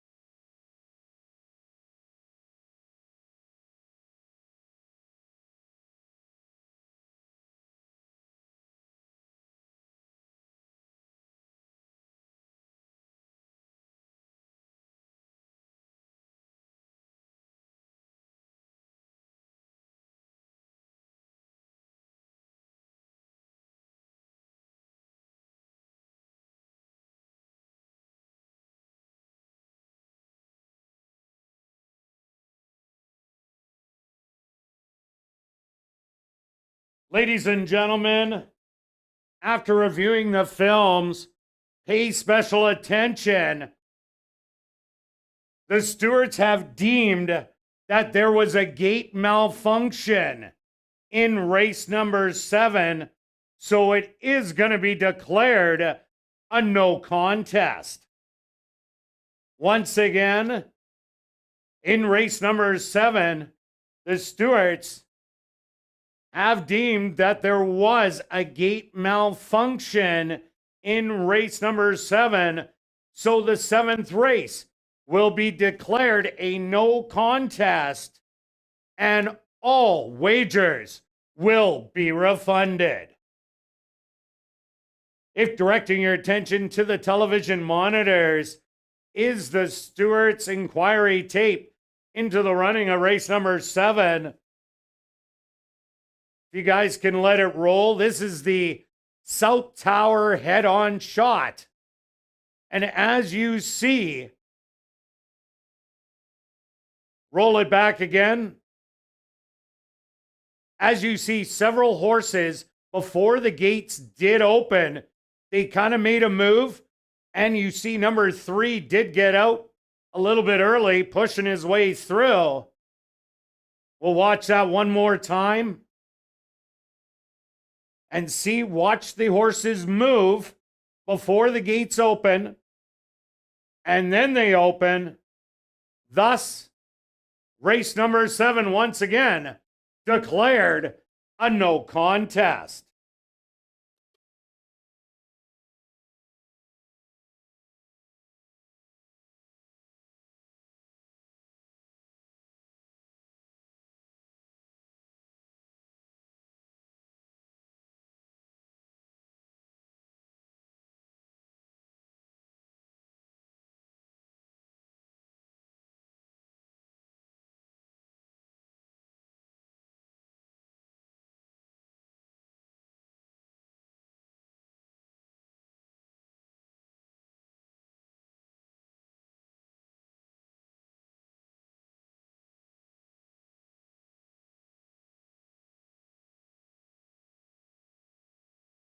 And ladies and gentlemen, I'm just waiting for clarification on the wagering aspect in the pick 5, pick 4, pick 3, and late double. Just waiting for clarification on the payout of those wagers. Every other wager in race number 7 is a complete refund.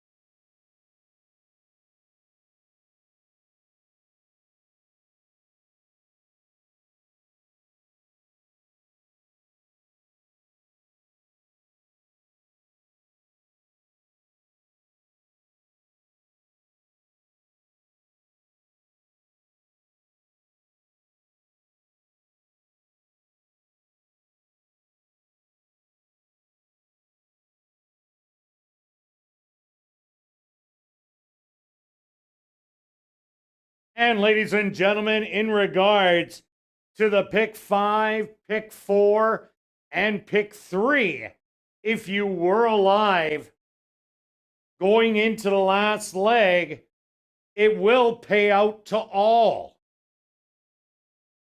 So once again, if you were alive into the last leg of the pick 3, pick 4, pick 5, it will pay out to all. If you did have the first half the daily double in race number 6 with the 10 horse Wits Magic to any horse in race number 7, also you will get a payout.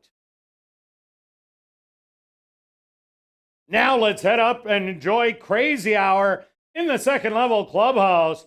Beer, shots, and wine, $3.95, and half-price appetizers. Racing resumes tomorrow at 7:30. See you then. Now, let's head up to the clubhouse for Crazy Hour.